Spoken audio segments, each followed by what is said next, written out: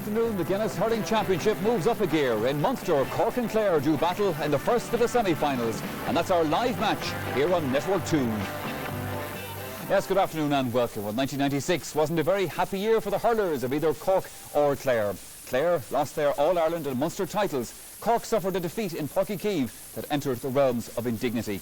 Well, for both, today offers a chance of retribution. The trouble is, only one can have their way. 1995 was the biggest occasion in Clare's sporting history in 81 years. Victory over Offaly sent the county into a spin which lasted well into the winter. However, defeat to Limerick in an astonishing Munster semi-final last year saw the good times come crashing to an end. A fall from grace followed in recent weeks by demotion from Division 1 of the National League. Today's match could be a defining moment for Gerald and his men. It's 7 years since a Cork team brought the Liam McCarthy Cup home. Last year, in Jimmy Barry Murphy's first championship at the helm, they suffered at the hands of a rampant Limerick. That defeat has galvanised their determination for a good championship this year, but in Clare they face very stiff opposition.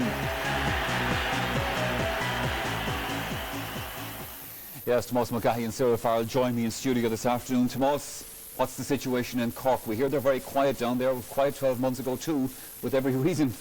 Yes, I'm sure they've been quiet all week, but the one thing I'm hoping is that they don't stay too quiet today. It's a big game for Cork. I think the players themselves know that themselves as well. 11 players from last year going into the championship today. They had a big setback last year. It wasn't the way that they were defeated last year, but in the manner of the defeat, that they seemed to throw the towel in too easy, you know, and I think today they're out to atone for that. So that obviously puts pressure not just on the players, but on Jimmy Barry Murphy. I have no doubt about it, you know, and there's a lot of statistics being thrown around at this stage again as regards to if we lose today, it will be maybe the last time in the mid-30s before we lost five championships in a row, you know, and in that scenario, that's pressure, and I have no doubt about it. But I think the team today is capable of putting up the Clare, you know, and there's a lot of pressure on Clare themselves as well. A lot have been made of the Clare team over the last 2 or 3 years, but they've got to deliver the goods today as well, and I think Cork know that as well. Well, Tomás said there's zero pressure on Clare as well. There surely is. I mean, that 1995 championship win was fantastic, but last year they made a mess of it. Yes, Michael, like, but Clare won't be worried about Cork, they'll be only worried about Clare. Last year, their supporters would forgive them a little bit because they had won the All-Ireland the year before, but this year, it's a new ball game and they have to deliver again. And they've gone back to 14 of the team that actually won the All-Ireland. The only guy to lose out is young Stephen McNamara. Niall Gilligan is on instead of him, and he's a good player. I was talking to Gerald during the week, and I was asking him like how hard it was for them to get themselves back sort of together mentally for this. And he was saying the fact that there was no league during the winter was a help. They were able to actually get away from it for a while. That's true, Michael. There was no league during the winter, and the hurling came at the right time of the year. Also, I think last year would have helped in the sense that when they were beaten, they felt that they didn't do themselves justice, that they felt they should have won the All-Ireland. So they were looking at other teams playing where they felt they should have been, and I think that gave them the hunger as well. It is, Tomás, I suppose, an unusual situation for any Cork team to be going into a game against Clare, where it's the Clare players that are well known sort of by the general public. That's right, and there's a lot of new lads in the Cork team today, and hopefully by 5 o'clock this evening we'll be hearing more about these names, you know, because there's some exceptional talent in the team. If things go right from on the day today, we could see some very good performances from the likes of Jodie and Seanie McGrath, you know, because they are exceptional talents. This is a day for star makers if they're going to do it, isn't it? Yes, I mean the mantle is thrown down at this stage, and we have to start delivering the goods. We haven't had a first-round championship victory for the last 4 years, and in Cork, that just isn't acceptable anymore, you know, because we have a big tradition below there. People would have in the past been looking to Munster finals and Ireland semi-finals. For the last number of years we struggled in the first round, and I think the nature of today's team, I think that they're going to do themselves justice. All right, gentlemen, for the moment, thank you. Well, now, Ger Canning will be behind the microphone at the Gaelic grounds in Limerick today. He'll be assisted by the former Limerick star and manager of Offaly's All-Ireland winning side of 3 years ago. Well, let's hear their views. Thank you, Michael. Yes, welcome to Limerick for this eagerly awaited championship match. It's a very blustery afternoon here. I've got Eamon with me. Do you think the wind could be a spoil sport? It's blowing towards the city end. It's blowing from the Clare end to the city end, yes. I think it's going to be a spoil sport, and it depends on how the ball is played into the forwards. What about the fact that Clare are favourites today, but they line out with 14 of the 15 who figured in the championship 2 years ago? Well, that's hard to believe, you know. One would think that 2 or 3 players would come along in the meantime since '95, but they haven't. This is the best team they have, and they're putting it out today. Cork did something similar in '94 against Limerick, came here without any championship newcomer and came a cropper. That's right. Again, you need new blood to shake up the fellas that have been on the side. All right, the Cork forward line, much has been said about them. They're small. They are small, and it will depend on how the ball comes in. And I think if Jimmy Barry would look at did look at the Athlone-Rye match, where the Lohan was taken out to the wing and nippy forwards, you know, and the ball coming in properly to nippy forwards, they can create a problem for the Clare defence. If Cork were to win the toss, do you think they should play with the wind in the first half? Cork never play with the wind when they win the toss. They always play against it. And finally, a forecast on this election weekend?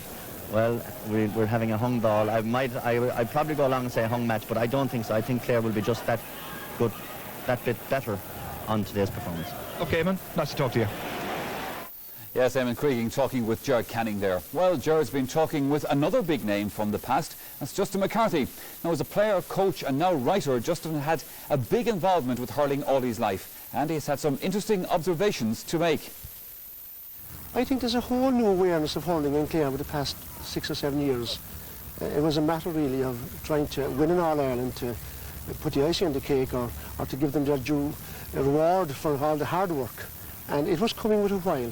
And I think the professional approach that they put into place, particularly Ger Loughnane and his team around him, I think that was a big factor. Fellas like Ger Loughnane and Liam Griffin last year, they've kind of set down a marker for all young aspiring managers. I mean, they're managers, they're coaches, they're trainers, they're psychologists as well.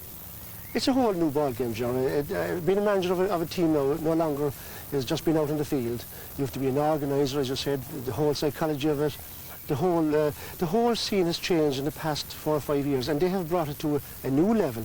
And certainly for managers coming along, it's going to be hard to play the part and be everything to everyone. You know Jimmy very well, of course, because he was part of your team when you won the All-Ireland back in 1986, and he retired very shortly after that. He was so successful as a player. Is it difficult making that transition into management? It certainly is, because there's so many unknown factors there that you really have to really serve your time to it, as you would as a player from minor under 21 up along the line. And every year you're learning something new. And of course every year some other guy is learning something new as well. So there's a battle of wits between managers, and there's so many star players and star performers that are managers today, and personalities. That they have got a whole new profile, great for the game, but tough on the manager. What is the kind of pressure that he would be under in a place like Cork to produce a result on Sunday?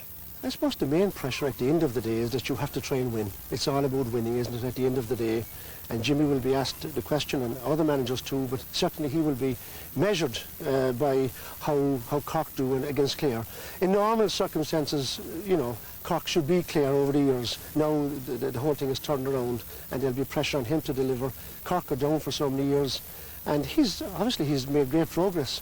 But other teams have made progress, and certainly Clare have progressed out of all proportions. So it's a whole different world. Now, you're a keen student and observer of this great game of hurling. Are you concerned at all about the perceived lack of talent coming through here in Cork? No, I'm not. I'm very optimistic. I think hurling has gone to a new level. The media have given it a whole new, being aware of what's going on. I think the public, there's a lot of general supporters who are looking at hurling now rather than the ordinary supporters. I think the whole hurling scene has taken off, and I feel that we're entering a new era, thanks to the media in a way, and people like Ger Loughnane and Jimmy Barry Murphy and Liam Griffin and Tom Ryan and all these guys who have built up the teams and built up the whole profile. Hurling is about to take off, and I certainly believe it will take off more so in the next century. Now, we remember you, of course, starting out in '66 in Cork. How has the game changed, or has it changed, do you think, over all those years? I think the speed of the game, Ger, has come on enormously. The way people train, the way the confidence that's there, I'd say the managers have a part to play in that, insofar as that they have motivated players to go that bit higher, to do that bit more, to take more chances, to take more risks. And because of that, I feel that they have produced a better type of hurling. I think the best hurling is there now. I think we haven't seen hurling like it before in the past 2 or 3 years. The speed, for certainly, the scoring power, the chances that people take in the backline coming out with that ball. A back was total on goal, staying in position. Now he could be moving up the field. I saw Mike Coolan clearing a ball from the goal mouth against Waterford. A midfielder wouldn't do that long goal. People are more enterprising today, and the managers have a big part to play in that. Yes, well, hurling was always a fantastic game to watch. For the last couple of years, Justin was saying that there's no question about it at all, that it's certainly got a new dimension to it. Well, if Cork are to do it today, as we've been saying earlier here on the programme, Tomás Mackay, it's going to need good performances from some of these new players, but also some of the more established stars. Now, you've been looking at a couple of players on the Cork side today to keep an eye out for. Yes, you have a basis of about 4 or 5 players that have been there since maybe 92, 93, and I think Jimmy's expectations of them today is that they will perform to the heights of their ability, because they are good players, but maybe in the past have failed to deliver on the big day, you know. Sure. And some of them players, like you're talking about the likes of Alan Brown playing full forward, he's probably the one good thing that we've had over the last 2 years. He's been very, very strong at full forward. He's an exceptional talent himself in that, like, his physique, he's going to be trouble for any full back line, and I'm sure today on Brian Lohan he's going to cause him trouble, you know. You've picked out a few clips of Alan in action, which we're going to have a look at now, and you've also looked at Brian Corcoran and Ger Manley as well. Yes, again, Brian Corcoran, as over the last number of years, people have said that Brian was being played in the wrong position, you know. Here's Alan first. Here's Alan Brown. Again, he's a great ability of catching the ball out of the air, you know, and if we get enough possession into Alan today, I think he'll give Brian Lohan a lot of trouble. As I say, not alone can he catch the ball, but he's able to score as well, you know, and that's important for a full forward, and he has the ability as well to bring the other players into the game as well, and for the likes of Joe Dean and Shawnee McGrath today, I think he's going to be a big benefit to them. Brian Corcoran, people would have said that he's been played out of his position in the last number of years. Now he has his chance today to play centre back. It's people's thoughts that is his best position, and I think Cork will need a big performance from Brian. Sure. Another player would be Ger Manley. Again, Ger has been out maybe over the last 1 or 2 years with injuries and things like that, right? He's back today. Ger is a great hurler himself. He has great ability to score goals and great ability to score points, and again I think Cork will depend on him for a big game today as well. One of the things about, just going back to Brian Corcoran for a moment, saying that people said he was played out of position, I mean, it's hard to know with Brian what his position is, because he can play all over the field. I mean, when he came onto the Cork team first, he was a cornerback. He was a cornerback, and I mean, just look back to last year's game against Limerick, he started at midfield, he ended up at full forward. He's played a few of the league games this year, centre forward, you know. He's played wing back, and now he's playing at centre back. He is a big, strong force, and if he can start rallying around the half-back line today, I think we'll be in for a win for Cork. We've made the point already on the programme, Cyril, that there's nothing new really about this Clare team. You've looked at some of their players, and really it's a case of some of the established stars having to do it all over again today now. Yeah, they're very settled aside, Michael, and it's established to have them all over the pitch. Like James O'Connor up front, vital to the team, buzzing all over the place, great verve, great skill. The backline built in Sean McMahon. Here's Jamesy here next year. It's just great control, great speed, can hit in the volley. This is a great score he gets here, and you can pop him up around the pitch. If Clare are in trouble in centre field, you're going to find he's going to drop back up there. And even when he plays midfield, he can lay off a lovely ball, kind of short out to the wings. He's a dynamite player and a kind of a jewel in their crown. Anthony Daly, the captain, great at picking up loose play, kind of, you know, captain supreme as such. If he has a good game, Clare will have a good game, but he's great on broken play and very good to rally his forces. Always there to help the centre back, and, you know, good clearance when he gets on the ball. And Brian Lohan, like, you know, any team, the foundation of any team really you have to have a solid full back. This fella's probably the best full back in the game, and Tomás here was saying like about Alan Brown. Alan Brown, will, if he does well on this fella, he'll be proving himself, because to me Lohan is the best full back in the game. Left or right, he's a colossus, like, you know, and he's playing well, Clare are playing well. It's interesting that you've picked out 2 Clare defenders in those clips, because certainly if they're to win this match today, they've got to kill off whatever potential we suspect might be there in those Cork forwards. Yeah, Michael, the Clare All-Ireland's win has been based on their backline and goalkeeper. From there, the defence has been rock solid, and the whole lot has come from there. Now today, they're up against a Cork forward line that's small maybe in stature, but very, very skillful. Shawnee McGrath, Joe Dean, very skillful. Barry Egan, very skillful. Ger Manley, Kevin Murray. I don't expect Murray to be too long centre forward, but they're very, very skillful. The only real strong lad in there is Alan Brown. If they get the right type of ball, they will cause trouble. But Jet, I would say that Ger Loughnane is happy enough with his defence, and he's hoping that they'll close down the game. I would think as well that the breeze will not suit Cork type of play. They would prefer to have a full 70 minutes flat out. OK, sir, well now it's time for us to hear the views of the rival managers. Here's Ger Loughnane of Clare and Cork's Jimmy Barry Murphy talking with Ger Canning. It's been 12 months of coming, Jimmy, but it's come at last. Championship day for you. Yeah, Ger, it's a fine day, and we're all looking forward to it. Clare's are on good form, and seems like a lovely day so far, and we're enjoying it. You have a few championship newcomers. We have indeed, yeah. 3 newcomers today, but we've 5 didn't start last year, so quite a lot of changes, I suppose. But basically a fairly young team, and but we're happy with them. We think they're up to it, and we're all ready for it. There's a strong breeze, Jimmy, as you'll gather, blowing down the field there towards the city end. Would you be opting to play with it in the first half if you won the toss? I'm not sure yet, Ger. Traditionally, Cork teams, we like to play against the wind, so that's probably what we do if we win the toss. How important is it to you to get a good start? Well, as you know, people are aware we have a young team. and obviously in a championship it's a big day for a lot of the lads, but you know, we're confident they're up to the task. Jimmy, the best of luck. Thank you very much. Jerry, you've just arrived. You tell me you've had to make a late change. Yeah, we've one change. We've Colin Lynch in for Fergal Hegarty at midfield, so it means we have 13 of the team that won the All-Ireland. Whether it'll be a lucky 13 or not, we'll see later on. But Colin has already played a championship game for us. He played nearly all the games during the league. Very unlucky to be left off before today, so he's an experienced player, so we have no worries about him whatsoever. Fergal had hamstring problems, I believe. He has a hamstring problem, yeah, and we just didn't want to risk him today. It's just too risky in a big day like today, and we have a very good replacement for him. What about the conditions? It's quite blustery. It is blustery, very blustery out, but the pitch seems to be in great condition. The day is fine. I know, I think if you're playing with the wind, you'd need 5 or 6 pints of a lead, but you know, apart from the wind, the day is absolutely perfect, and nobody can have any complaints. If you can't hurl today, you just can't hurl. Was it a deliberate tactic on your part to arrive quite late? Well, the dressing rooms here are very, very small, and the Clare juniors are in the dressing room beside us, so the shorter time you're in the dressing room, the better. So it's not late yet, we've plenty of time, and we'll just do a bit of warm-up, and then we're ready to get out. Best of luck to you. Thanks for talking to us. It's okay.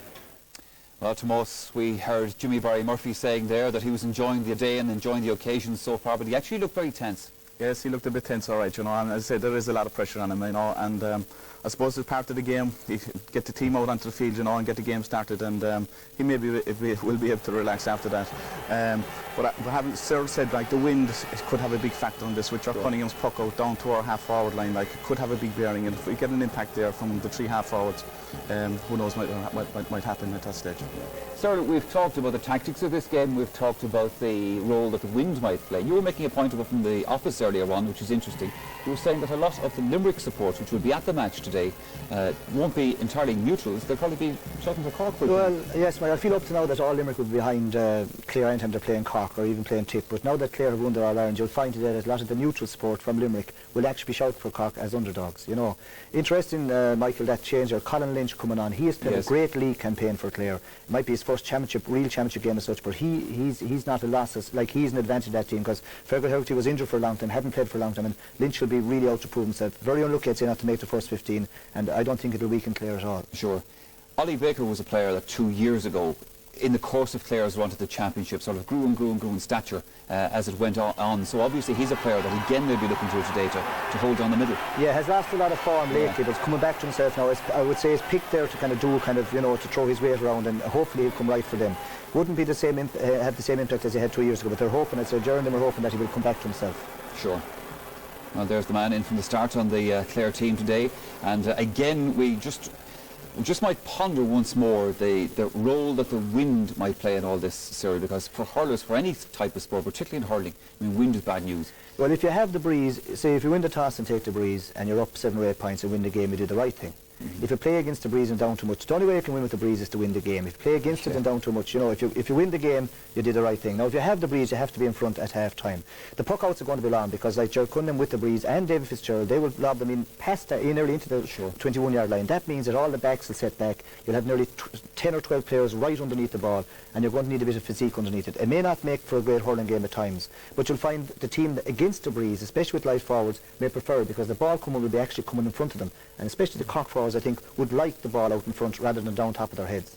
Okay, well, that's the talking done for the moment. It's time for us now to actually go over to the Gaelic grounds on the Ennis Road in Limerick and join our match commentator, Ger Canning. Thank you, Michael. Yes, indeed. As you see, the Cork fans have travelled in pretty big numbers.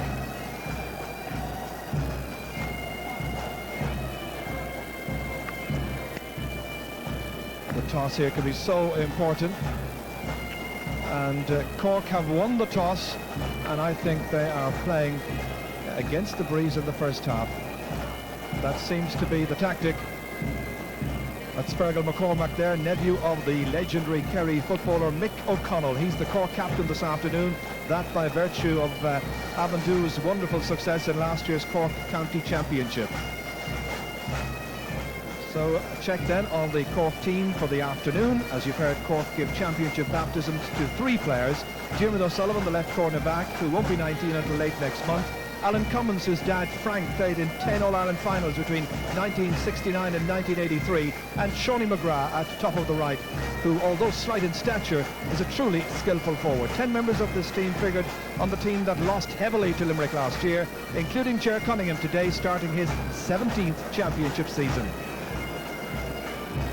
And the favourites this afternoon from the Banner County, and they have been forced into a late change, as you've heard manager Ger Loughnane confide to us just a few moments ago. They've recalled Frank Lohan and Ollie Baker for this much-awaited clash with Cork.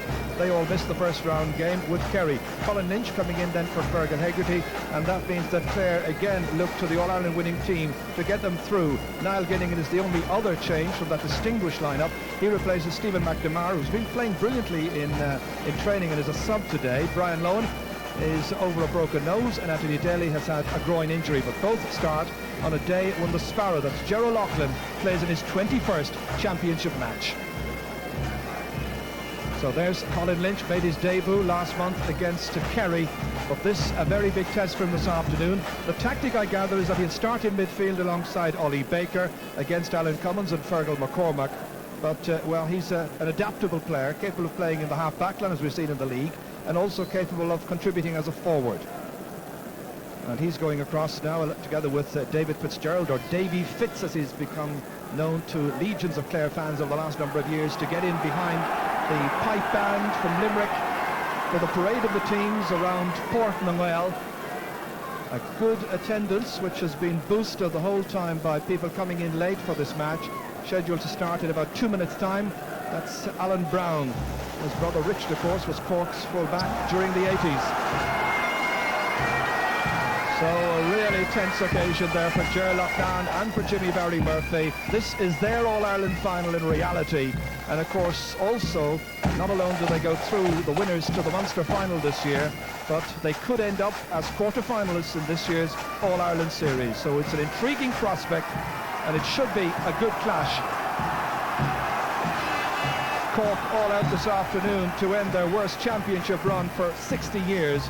They haven't reached the Munster final since 1992 when they beat Limerick, and defeat here today by the Banner would mean that Cork had gone 5 consecutive years without reaching the Munster final, something which hasn't happened since the 1930s.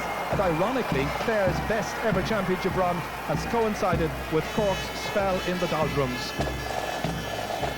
The sun making a pretty vain attempt to break through the clouded sky, but the breeze is the overriding factor here. And judging by Fergal McCormack's gesture there, he seemed to win the toss, and he seemed to be saying, we're playing against the wind in the first half, which has been a Cork tactic in the past. And Eamon, a young team like Cork coming in as underdogs, would you not have thought that the breeze would help them to establish a foothold in this match? Well, all of the Cork teams that I have played against, when they won the toss, they always played against the breeze, and one of their main tactics was basically to contain the opposition. And I think it may backfire. The breeze is very strong. It depends on where David Fitz pucks the ball to, how far he pucks it, and whether the Cork backs can contain them. The half-back line of the Cork team looks very strong, and I think a lot of the game will depend on that position. Yeah, the puck-outs are going to be really interesting because, of course, you've got Ger Cunningham, who's a former long puck expert up the Cooley Mountains, and David Fitz can also hit a mighty ball from a puck-out. So it all depends on where the ball drops from those 2 puck-outs. So a big occasion for David Fitzgerald and for Ger, who became a dad for the first time recently. Congratulations to Ger and his wife Deirdre. He tells me that there have been quite a few sleepless nights, perhaps not the best preparation coming into this type of championship. It's, I would think, a Clare support in the majority here. And I think once we hear their first score, you'll hear the decibel level pretty well soar. And yes, Cork are going to play against the wind for the opening 35 minutes. Lots and lots of colours there. And the referee this afternoon is Pat O'Connor from Ahan in County Limerick. And a big occasion for Pat, as always. Very, very well-known official, and his linesman today, Johnny MacDonald from Tipperary, who's also the sub-referee, and Dennis Richardson from Limerick. So just now awaiting the anthem as the band makes its way across. One of our two linesmen here who also have a big function to play here. So this, the first of the Guinness Munster Championship semi-finals. The other one coming up, which Jimmy will hope to have an interest in next Sunday. That's if his team can make it through here. Big task. Fred Sheehy there alongside of one of the subs, and also Tom Cashman on his left. Timmy Kelleher and Sean O'Halpine have switched wings straight away. So O'Halpine is now across on the right, and he's picking up Jamesy O'Connor. So the tactics start already.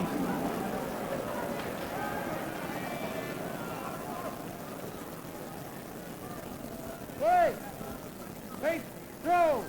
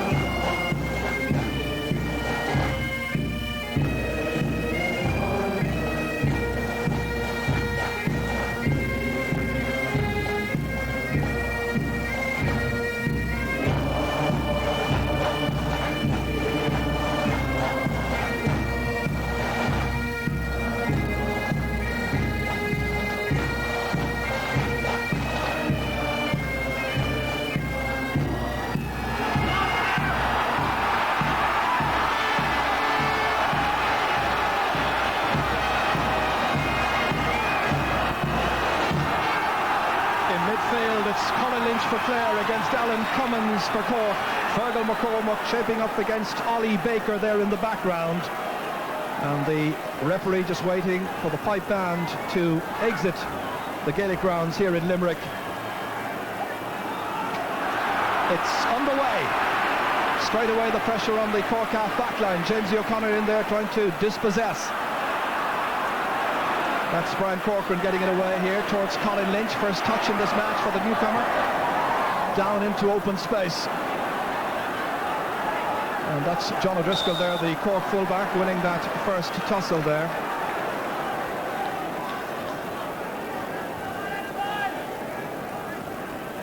So it's going to be a sideline ball here for Fergie Toohey and for Clare. Fergie, of course, scorer of 4 points from play in the 1995 All-Ireland final. Brian Corcoran going back in his 11th championship hurling match. He's played 12 championship football matches. And that's going to be another free.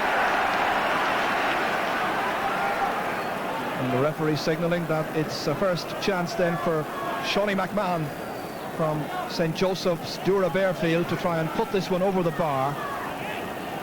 A good example of how strong the wind is. Usually an expert from 65, straight between the posts and over the bar. So just over a minute gone, and Clare take the lead. So a wonderful long-range free from a very dependable free taker. So hitting now against the breeze, Ger Cunningham in his 47th championship game. Ollie Baker bats it down for Clare. Missed by Timmy Kelleher. Jamesy O'Connor is offered. Dispossessed well by Sean O'Halpine. Only as far as O'Connell, however. Stalemate, won again by Sean O'Halpine.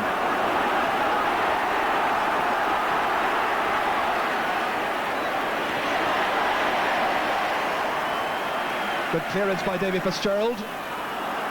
Back out again here into the middle. That's McCormack, team captain, doing well against Ollie Baker in the early exchanges. This is Kevin Murray here. Struggling to get the ball up onto his stick, however. And Sean McMahon was in quickly. The support was there from Egan, however, for Cork. Barry Egan from Delaney's. It'll be a Clare sideline ball. Liam Doyle, the player, is about to take it from Bodyke. Winner of senior and junior All-Ireland medals. Towards Fergie Toohey. Breaks down instead to PJ O'Connell. Timmy Kelleher is the player who's chasing. Brian Corcoran in next to try and dispossess him. Support outside from Colin Lynch. And it's Anthony Daly who swings it in, however, and Anthony Daly has got the point. There to lend assistance when P.G. O'Connell needed it, and he's made it 2-0. So Clare getting the early points, Emma. Yes, they are. They've played well. They're moving the ball well. The interesting point about it is Cork are beginning to move the ball along the ground. That's Colin Lynch battling in there. Fergie Tui. Cross towards Jamesy O'Connor's corner once again. O'Halpine is his marker. Still Jamesy, busy in the early exchanges. Towards the Sparrow, knocked down instead there by Fergal Ryan. That's the other Fergal, McCormack. This is Shawnee McGrath. Slight of stature, but a real tricky operator. And that's a great score. A fine individual point by Shawnee McGrath. Glenn Rovers and Cork. Cork's first score. A lovely bit of skill, great bit of pace. The smiling face there of McGrath. Yes, the ball came in from Fergal McCormack. Shawnee McGrath came out from the corner, a diagonal shot, took on the cornerback and scored a great point. And you can be certain that Frank Lowen of Bull Tones will be anxious to keep as tight as possible to the number 13 for Cork. That's Alan Cummins missing his first puck in there to try and spoil it. This is Colin Lynch on his left-hand side. Dropping it in towards Clancy, batted down, only as far as Sean O'Halpine inside his own 45-metre line. Added to by Egan, runs on there towards Joe Dean against O'Halloran for Clare. In towards Alan Brown. That's Brian Lowen, his marker. And in the end, Alan Brown ending up out over the sideline, injured as well, and the referee says that's going to be a free in for Cork. Yes, it would appear there the cornerback came out and hit Alan Brown in the face. And the referee anxious to take action straight away here in this match. Alan Brown yes, is the player. Alan Brown looking for the ball, and he got the hurley straight into the mouth. Guilty player there was Michael O'Halloran of 6 Mile Bridge. And now it's Germanley here. And he's put it to the left. Good chance, first of the match, missed by Cork. So a very big crowd here, building up the whole time here at the Gaelic grounds.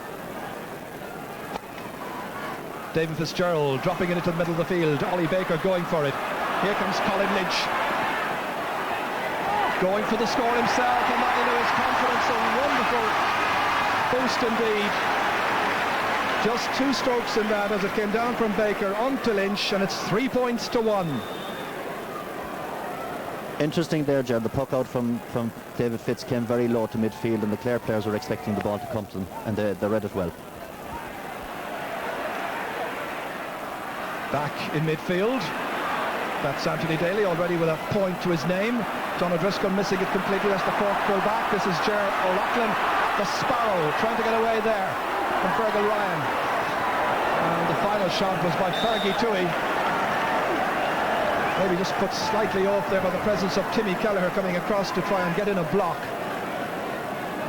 Clare making the better start, but wind assisted, remember.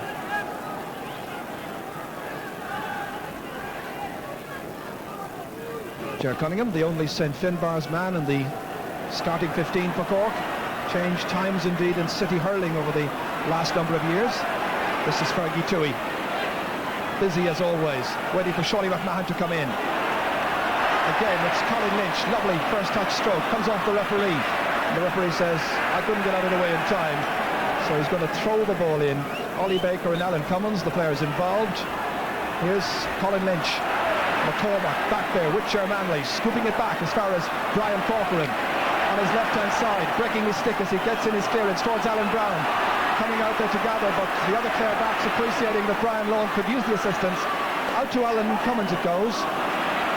Cross towards Shawnee McGrath's corner once again. Frank Lowen left it behind. He's made an unsteady and unsure start to this match. Into Alan Brown. Free man inside. Kevin Murray. Free man across the way was Joe Dean. They couldn't get it across to him. And in the end, it's Sean McMahon who makes the clearance out over the sideline. And that could have been very dangerous for the Clare backs. Yes, indeed. Shawnee McGrath is causing Frank Lowen a lot of problems inside in the corner. He's moving the ball well. His first touch is excellent. Unfortunately for Kieran Murray, he didn't get the ball into Joe Dean, and Clare got off lightly there. This is the ground where Kevin Murray Scored 2 goals against Limerick in 1994. Sean O'Halpine made his debut last year against Limerick. That's Manley, still in play. Shawnee McGrath being allowed too much latitude by Frank Lowen. In across the goal it goes. Dean's in there. Stopped on the line. In the end, there's a foul by Alan Brown on the goalkeeper, and that's going to be a free out. And it hots up inside there. Michael O'Halloran shaping up to Joe Dean there. All of it's senseless. The referee had quite clearly blown for the foul on the goalkeeper. And you can sense the frustration there on the face of the Cork management. Well, this is what happened. Ball came across from Johnny McGrath. Joe Dean came in, went for it, shouldered by Alan Brown, and a little bit heated inside there at the moment. But nothing undue to worry about. Well, it was a chance of the referee's been speaking there to his umpires just to see if they got a better view of what happened. And the referee signalling that it's going to be a free out for Clare, which looked like the decision that he'd made some time ago anyway. So once again, David Fitzgerald to take this free for Clare. Let's see where this puck drops. Into the half-forward line this time. Brian Corcoran can't read it. It's Fergie Toohey instead, and that's gone over the bar. Clare have been simple and effective in the way they've approached the job so far. And it's O'Connell there who applauds the point there by Fergie Toohey, and it's 4 points to 1. Basically what O'Connell is doing, he's making the ball run through. The ball's going behind. Fergie Toohey picked it up and put it over the bar.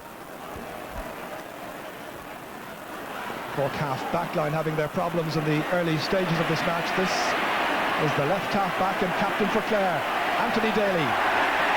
Wonderful skill. Stopped by John O'Driscoll. Brian Corcoran needing a bit of space to get that ball up onto his stick. Remember his wonderful first season in senior hurling in 1992. Lovely touch here by Shawnee McGrath. Lovely skill to take it first time. Over the head, however, of Barry Egan. Joe Dean was anticipating. The shoulder from Colin Lynch. Well dispossessed there, Colin Lynch. Great heart. Still Lynch. Pursued the whole time by Egan. Over the head there of O'Halpine. On towards James O'Connor, and it's Brian Corcoran is back there, assisting the other Cork backs. And this, an uneasy spell for the Cork defenders. It is indeed. Cork are nervous at the moment. The half-back line haven't dominated yet, and Clare are winning the ball in a one-to-one situation. The interesting thing about the full forward line is the two corner forwards are out about 45-50 yards. The Cork forwards, I mean. So a sideline ball for Clare. Ollie Baker firing it in there. John O'Driscoll dropping it down, getting it the second time on the end line, and came off the forward's boot, and that'll be a puck out. John O'Driscoll, who burst on the scene here a couple of years ago, made his championship debut against Kerry. This is his 4th championship match.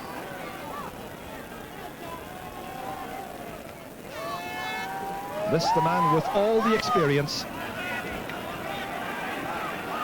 Fergal McCormack contained it but didn't do anything with it. It's O'Halpine instead sending it in. Alan Cummins joining the half-forward line in towards Alan Brown. Lost the helmet.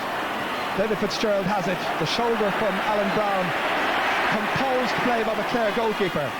Anticipated here by James O'Connor. Got onto it well. Fergal Ryan misses it completely. Cork defenders are very nervous. This is Clancy going for the score, making it look easy. Conor Clancy's first point. Again, getting good possession. Yes, indeed. It's a clearance from the goalkeeper all the way down the field, and Cork are getting to the ball first, but unfortunately they're missing it, and it's going inside the Clare field, and Clares are just getting the ball and putting it over the bar.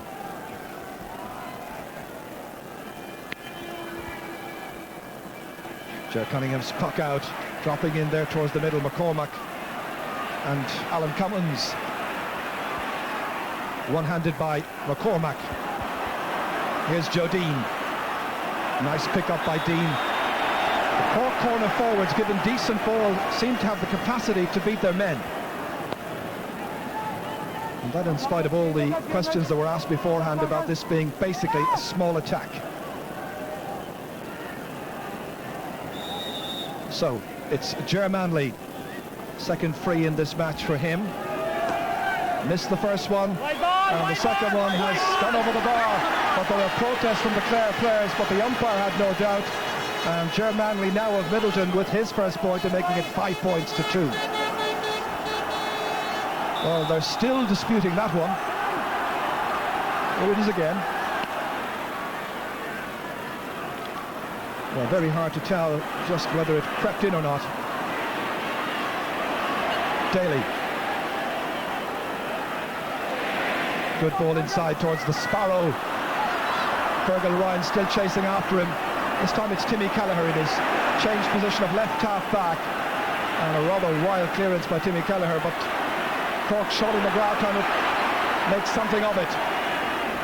Here's Ger Manley. Nicely inside towards McGrath again. Showing tremendous skill, tripped. And a free from about 20 metres out. Sean McGrath creating an awful lot of problems there for the Clare full back line. He's reading the end, he's moving left, he's moving right, and he's not running in straight lines. This is a distinction you might make about certain defenders who can defend well when they're basically operating in straight line situations. So let's see what happens. Manley with the free. The last one just about crept inside, or so the umpire thought. 3 between them. Now it's 2. A second point for Ger Manley. So Cork will be quite pleased if it can keep it nice and tight. With just about 14.5 minutes gone in the first half. Clare, as you heard Ger Loughnane say to me beforehand, would need to be perhaps 5 or 6 points up. Any team playing with the breeze would expect that. That's a catch by Ger Cunningham, but the foul was on Fergie Toohey, and it'll be a free in from a very central position. So the referee just giving the signal, and James O'Connor prepared to knock this one over the bar almost effortlessly. Just his first score in the match, but extending Clare's lead to 3 points. Well, it's still, I think, waiting for the fireworks to occur in this match.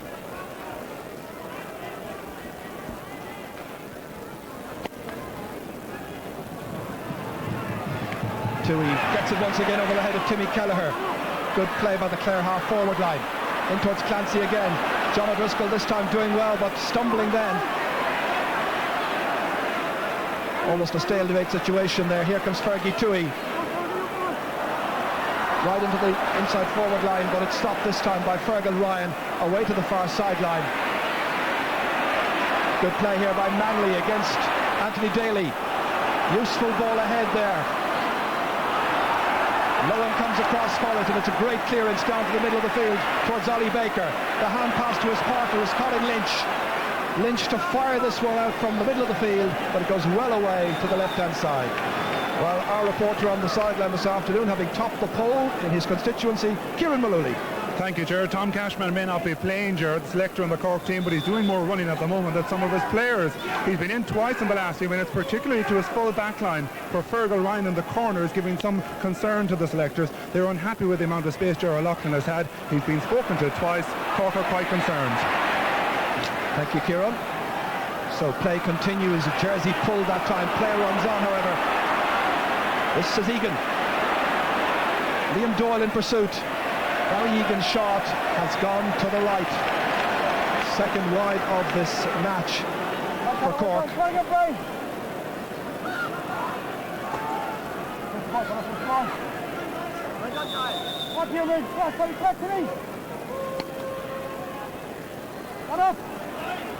O'Connell.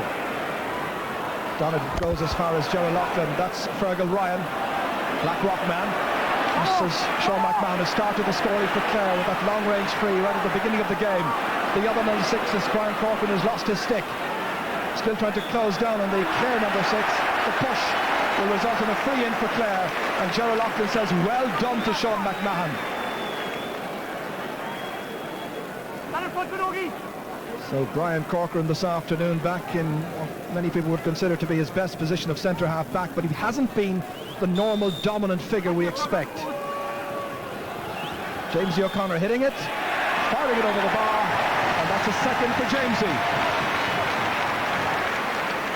doing well from the frees and making it 7 points to 3.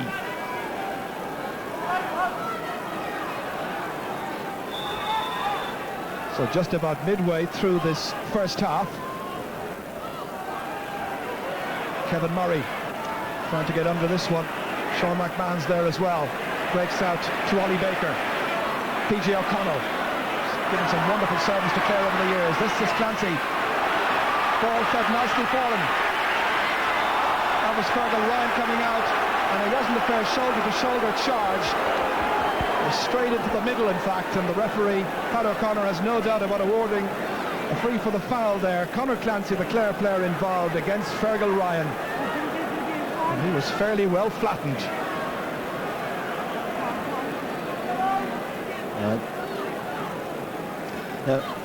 The full forward is trying to pick up the ball, and he's quite open, and the cornerback comes in and hits him straight into the chest, and there's no doubt about it, it's a free. Switch on the Cork team, by the way. Kevin Murray has now gone to full forward. Alan Brown is out on the 40 as Cork try to freshen things up somewhat. So Conor Clancy from Kilmaley there being attended to by the medical team and some of the backroom officials. Ger Loughnane out there as well. So Mike McNamara there too. This is it from a different angle. It needs to be shoulder to shoulder. It wasn't, hence the free. But, nothing particularly deliberate or nasty really, all part of the heat of the battle. So a nose injury for his troubles for Clancy. And the referee continuing to delay the match here until he can get proper attention. It'll be a free to Clare and a chance to extend their lead. This to put 5 points between them. Jamesy O'Connor doesn't miss from opportunities such as that. I think, Ger, it was time for Kieran Murray to be moved from centre forward because Sean McMahon was controlling it there, and now it'll be interesting to see how Alan Brown will do at centre forward. Yes, it's a fascinating match, or at least has the potential to be fascinating. McMahon against Alan Brown. Daly reading the tensions there, but not able to get it away from Ger Manley. Nice ball inside there towards Kevin Murray. Lowen is in there. Here he comes once again. Great-hearted full-back play by Brian Lowen. Ollie Baker prodding it forward. That's Brian Corcoran trying to get more and more into this match. Here's Alan Brown looking for support. Oh, he was surrounded by 3 players. He fouled the ball, the referee has told him. Basically hopping it to himself. I'm not too sure about that, Ger. I didn't think he hopped it. He's going through. He has the ball in his left hand, and he throws it up and it's knocked away, so in actual fact it wasn't a free.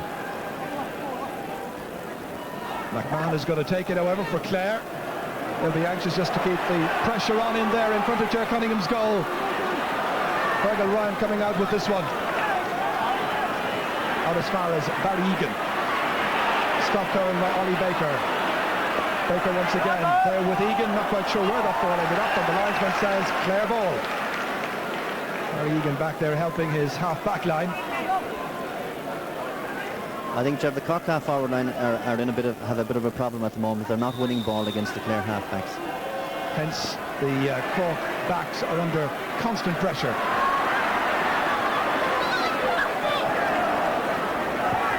Again, it's Niall Gilligan there, who's had a modest opening to this match.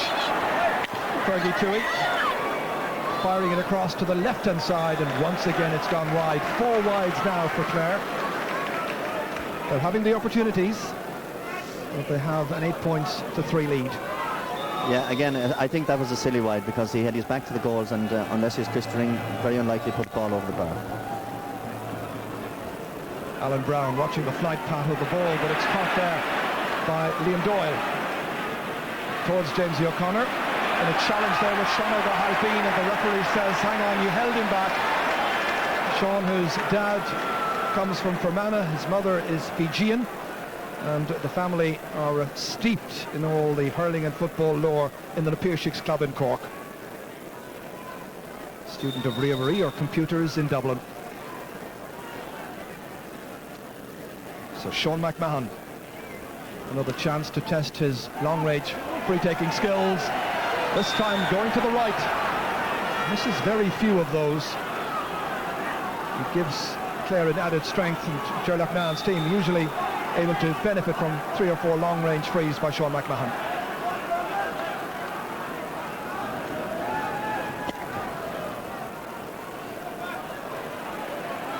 A match which is still waiting to take off, you feel. That's Fergie Toohey. Clare with the breeze at their backs have been able to dominate. Cross towards Jamesy O'Connor, using his craft and skill. This is Clancy feeding it up there for Anthony Daly, looking for his second point of the day, and he's put it to the right. Now how about all these chances? 6 in all wides for Clare so far.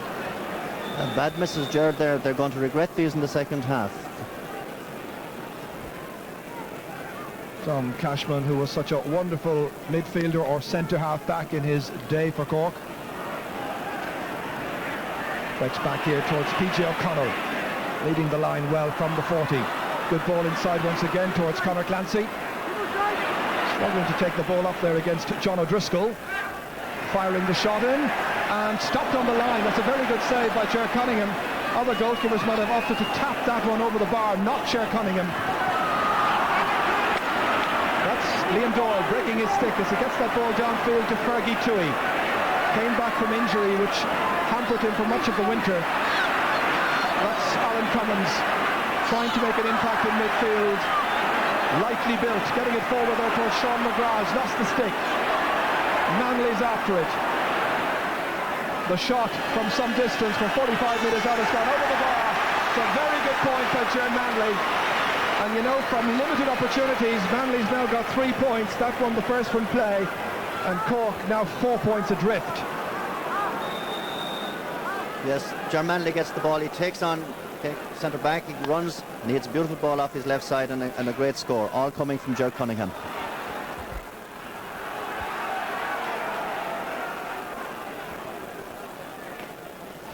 Con Murphy is going out to have a look at somebody. Yes, Con, who's been the medical officer with the Cork team for quite a number of years. Just making sure that everything is okay. Seems to be Fergal McCormack. The save just moments ago here from Ger Cunningham, using his fine physique to telling effect, reaching up for that one, making a good stop. 35 this year, Ger Cunningham. Was Gerald Loughlin getting away from Fergal Ryan. In towards Jamesy O'Connor. Very tight angle. That's a great point. Great point indeed there. Or has it? Well, one of the officials seems to be signaling that it's a point. And they're in there to protest once again.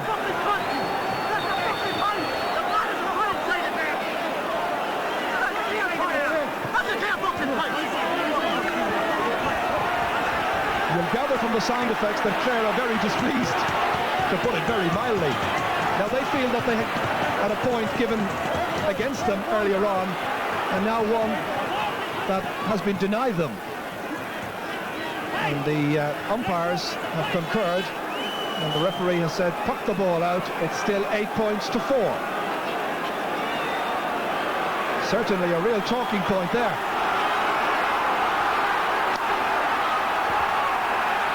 So 4 points is the margin still. Fergal McCormack in towards Ger Manley, trying to turn. Manley's now gone in towards top of the right, it seems, against Frank Lohan. Once again, it's Fergal McCormack feeding the ball nicely forward here. Kevin Murray trying to make some inroads here. Partially blocked down. And in the end, it's gone wide. And Ollie Baker limps away from that, having taken a knock just moments ago. Certain lack of cohesion among the Cork forwards, very much playing as individuals if they get their chances. Broken down by Brian Corcoran. Look where Shawnee McGrath is. Cross here towards Barry Egan, taking it away there from the attentions of Liam Doyle. Very good skill again by the Cork number 12. He wasn't hooked, he gets his shot in, and he has put it over the bar. And all of the work done by Shawnee McGrath. First point for Barry Egan, 3 between them. And this was a wonderful score. And yes, Beautiful score from Shawnee, coming from Shawnee McGrath. Shawnee McGrath's creating an awful lot of trouble outside in the right half forward position. He's dropping back into midfield for the puck outs and picking up every loose ball around there. He's gone away from Anthony Daly as that ball has been cocked out, almost playing like a third midfielder at the moment. Here's Colin Lynch, the Clare man. Back it goes towards Ollie Baker, keeping it away from Shawnee McGrath that time. Nicely in, and again it's stopped by Ger Cunningham. Wonderful skill there by Ger Cunningham. The forwards were coming in on top of him, showing good courage and wonderful concentration. O'Halpine is fouled, and that'll be a free out for Cork. And Ger Cunningham saved yet another point. High dropping ball from Ollie Baker, just about to go over the bar, and the size of Ger is able to stick his hand up beyond the crossbar, brings off a great save, and I think he's reviving Cork's hopes here. Well, Clare's last score from play was in the 11th minute, scored by Conor Clancy, so they're in a bit of a crisis, although they still have a lead. The whole of the second half still to come, when they'll be playing into the breeze, which is still quite significant. That's gone wide. And down on the sideline with further news, Kieran Malooly. Yes, indeed, your Eamon mentioned that Shawnee McGrath is in midfield. He's no longer playing on the half forward, and it's very deliberately. Jimmy Barry has made it very clear that any possession they seem to be picking up is coming in his side. He's been told to stay in that position. He's causing difficulties for Anthony Daly, and Cork are convinced that's the tactic which made swing at the waiver from half time. This is Alan Cummins. Cross towards Shawnee McGrath once again. Anthony Daly standing firm at left half back. A low ball down towards Clancy. This is O'Driscoll winning the race. Can't help thinking about that point which wasn't given for Clare. Might well have given Cork a great deal of hope and confidence that they're still in there in a meaningful way, and might create a huge upset. It's all to play for. Yes, it is indeed. Clare have an awful lot of possession, and they're not winning it. They're not scoring. A great catch by McMahon, wins the ball. Alan Brown chases him, and two of them sandwich him, and free for Clare. Which has been taken quickly in towards Clancy. Cork there in numbers this time. This is Brian Corcoran. Good clearance. Brian finishing this half a great deal better than he started it. That's Daly. Over the head of Brian Corcoran this time. Fergal Ryan getting there first. This is Gilligan. Stopped by Brian Corcoran. Breaks it down. Has to go after it himself. P.G. O'Connell coming in to chase. Referee says play on. This is Brian Corcoran. Across towards Barry Egan. One back there by Liam Doyle. What a contest we've been served up in the last few minutes. It's got a great deal better. Colin Lynch. That's Diarmuid O'Sullivan from Cloyd. Hasn't seen too much of the action so far. Colin Lynch got to stick to it, but couldn't deflect it down towards Clare. Instead it's Alan Brown. Now Shawnee McGrath. Somebody's got to stay really close to Shawnee McGrath. He's exerting a big influence in this match. To Joe Dean. Good catch. He's got Barry Egan beside him. Go for the score himself, however. Dean hitting it, and Dean has put it over the bar. Joe Dean from Killa with his first point, making it 8 points to 6. Killa, which isn't too far from Yolin, hurling East Cork. Hurling mad East Cork, that is. And Cork fans are a great deal happier. A lovely ball from Shawnee McGrath. Joe Dean twists and turns, takes a shot, and a great point from 45, 50 yards out. Brian Corcoran really turning this match around now with a very committed performance at centre half back. Batted down by Michael O'Halloran. Only as far as the man who got that last point, Joe Dean, looking around to see what's on. Trying to confuse his man. Good block this time by Michael O'Halloran. Into assist was Ollie Baker. O'Halloran the third time in the action. Comes back to Dean once more. Almost shuffling his way forward. Ollie Baker tracking him. Referee says no foul, play on. There is now perhaps as they bundle over. He may throw the ball in fact. Just one thing there, Joe. I think Joe Dean looks the worse for wear at the moment. It's gone up as far as Kevin Murray. Now at full forward against Brian Lohan. Lohan acknowledges one of the great full-backs of our time. Great clearance down towards Fergie Dewey. Batted down by Timmy Kelleher.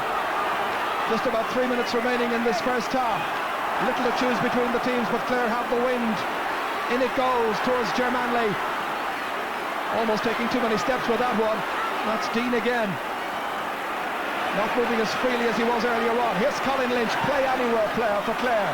Alan Cummins is under it. Drops it down. Gathers it again. 45 metres out. This is Liam Doyle, and the referee says that that's going to be a free downfield, even though Liam Doyle had possession if there was any contact. Certainly fractures the flow of the play. ball would be thrown it back, so let's, with the hurley thrown rather, it's Cork who are under pressure. Gerald Loughlin, Timmy Kelleher,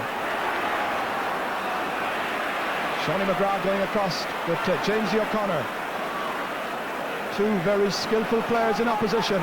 This is McGrath really dominating proceedings here from time to time. That's a bad ball, however. Straight to the man who's marking him right now is Daly, and he has put it to the left. And Anthony Daly has put it wide. 8 wides in all for Clare in the first half. I gather news from Croke Park that 2 Kildare players have been sent off in that key Leinster Championship match this afternoon against Laois. And we'll keep you informed as to what's happening there as the afternoon progresses. Martin Lynch and Johnny MacDonald, 2 key players from their forward line, have been sent off. Sensations in Croke Park. Meanwhile, back here at the Gaelic grounds, it's Clare who have it again. Liam Doyle over the head of Clancy this time, and Ger Cunningham coming out. He's got tremendous experience. Cork's reserve goalkeeper is Donal Cusack, thought to be very highly rated as well, but he doesn't have the experience of Ger Cunningham. Here comes Colin Lynch once more. Really strong man, getting away from Barry Egan. And that's gone to the right. Or has it gone over the bar indeed? Colin Lynch, second point. 9 points to 6. So we've got some further news from the sideline from Kieran. News of a substitute, Ger. If not before half-time, then I would say immediately after this, the end of this first half. Stephen McNamara has already warmed up on the Clare bench, and it looks like Gerald Loughlin may be leaving the field at half-time, if not beforehand. So Gerald Loughlin may be the one to make way. Ger, who played in a league final against Galway all of 10 years ago in the company of Ger Loughnane. So a very seasoned campaigner, and McNamara has been flying in training. Flying right now are the Cork forward line. Pass from Manley into McGrath. Where will this finish up? It finishes over. Or does it? Yes, it's got over the bar. So many calls this afternoon are being disputed by the players, but McGrath credited with his second point of the day. There's a lovely short ball from Manley out to Shawnee McGrath. He's on his own, he's running through, takes his shot, and very difficult to see from this angle, but the point was given by the umpires. 29 scoring chances so far in this match. 11 for Cork, 18 for Clare. Cork with 7, Clare with 9 of their scores so far in a match which has failed to produce a goal. That's so far. O'Driscoll blocked down here by Gerald Loughlin. Perhaps he's got the message that his place could be under threat unless his performance improves very considerably. Toohey across towards O'Connell. 20 metres out, chased by Corcoran. Slipping it inside towards Clancy. Here's a chance, and it's gone into the side netting, and it's gone wide. We mentioned that there have been no goals so far. That was the best goal chance we've had for Clare. It seems to be the same old problem with Clare. They've got the chances, but they're not putting the ball over the bar or into the net. A sharp poke out from Ger Cunningham. And the pressure back on the Clare half-back line. Sean McMahon has left it there to Alan Brown. And this time there is no dispute about the call. Alan Brown, first point since moving out to the 40. And the gap closes to a solitary point, and we're into injury time. The interesting thing there was a short puck out from Ger Cunningham. Now that's the second time there's been a short puck out from Ger Cunningham, and Clare hadn't spotted it. Well, Clare were saying they needed to be perhaps 5 points up if they had the breeze in the first half, heading into the break. There's only a point between the teams, and Tom Cashman looking at the watch, realising that we're now 2 minutes or so into stoppage time. Free to Cork. Brian Corcoran from Erin's Zone to take it. It's a huge one against the wind. In towards Murray. Runs on to David Fitzgerald. Forwards coming in on him, in particular Joe Dean, and the umpire's got his hand raised, signalling that it's going to be a 65. But the referee has blown the whistle at the end of the first half, saying there isn't time for that 65 to be taken. And so Clare, you see the field, have it all to do. The favourites going in here, the All-Ireland champions of 95, containing 13 of their players that won the title then, in a battle here. Half-time, Clare 9, Cork 8. And here's Kieran Mullooly. With me, Fred Sheedy, the Cork selector. Fred, you rattled at the beginning, but you have come back. Yeah, we're well pleased, but we've it all to do yet. We're well pleased with our first half performance, but I think we've it all to do yet. Where do you think has been the turning point? Clearly you've brought out your corner forward, Johnny McGar, right into the middle of the field. Yeah, we asked him to come out and pick up the loose ball out in the half-hour line. We're after moving them out now to the half-hour line in the last quarter, which has paid off very well for us. Thank you very much. Right, thank you. So that's the tactics then from the Cork point of view, and lots to talk about back in the studio, I'm sure.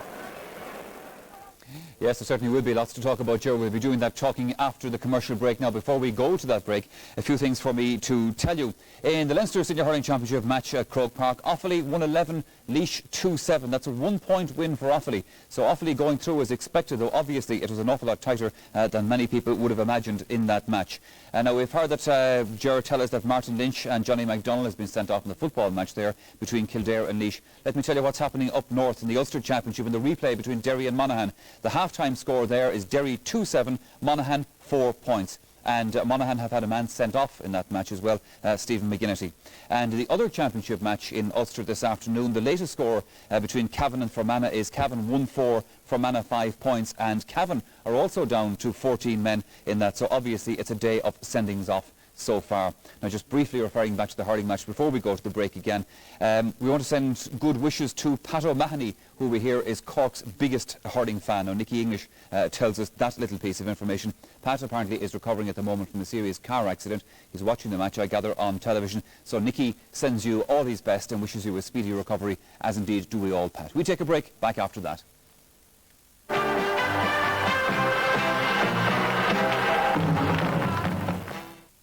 Were you there? Were you there? It wasn't me.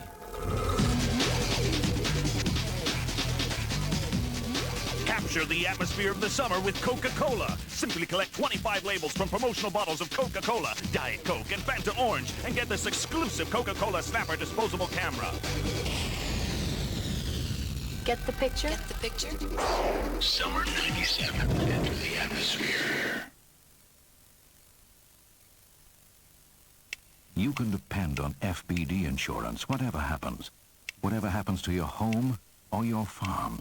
Whatever happens to your business or your car. We're here to help bring things back to normal. You can depend on FBD staff to give you the right cover at the right price. Drop into one of our 50 branches or call 1-850-617-617. FBD, for a better deal all round.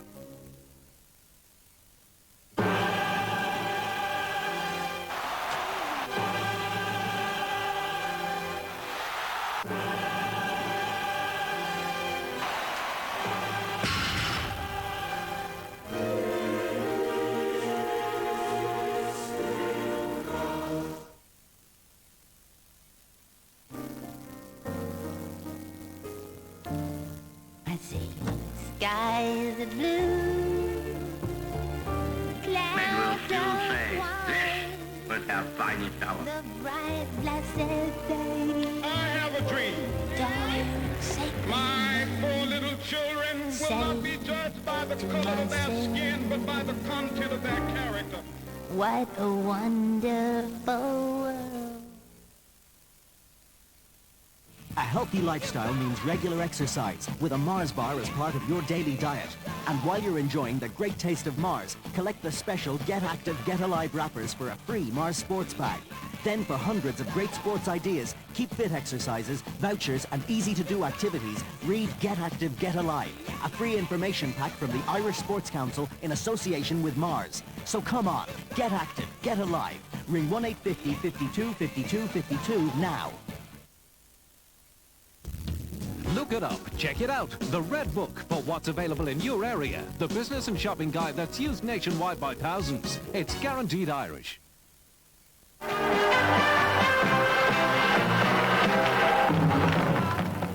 Welcome back again. We were telling you that two men were sent off for Kildare in that football match there in Croke Park. The latest score after 26 minutes. They're all square. Laois 1-1, Kildare 4 points. That's the latest situation from there. 9 points to wait then at half-time in Limerick between Clare and Cork.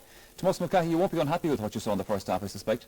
No, I suppose they'll be very happy going in at half-time, you know, to score 8 points against the wind. It was great scoring, and maybe the first 10 or 15 minutes they seemed to be a bit of tension in their play. They were a bit nervous, they dropped a few balls, but after that they came very much into the game and got some great scores. Yeah, peculiar sort of the first half. Cyril, it took a long time for it to sort of come to anything, but now it's actually shaping up to be a right good second half. Yeah, I'd say, Michael, that Cork started off very nervous. A lot of newcomers, and you could see they were very nervous, and Clare started picking off points from outside, 3 or 4 from, good positions. And Colin Lynch seemed to have a fine game, even though he was the first real championship game as such.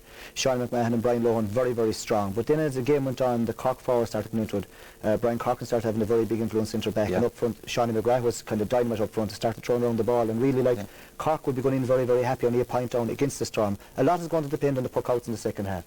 The interesting thing, Tomas, that struck me about it, and we've picked out an example here, Clare were playing a lot of the hurling and getting a lot of the possession in the first half, but it was Cork who was scoring the nice little points.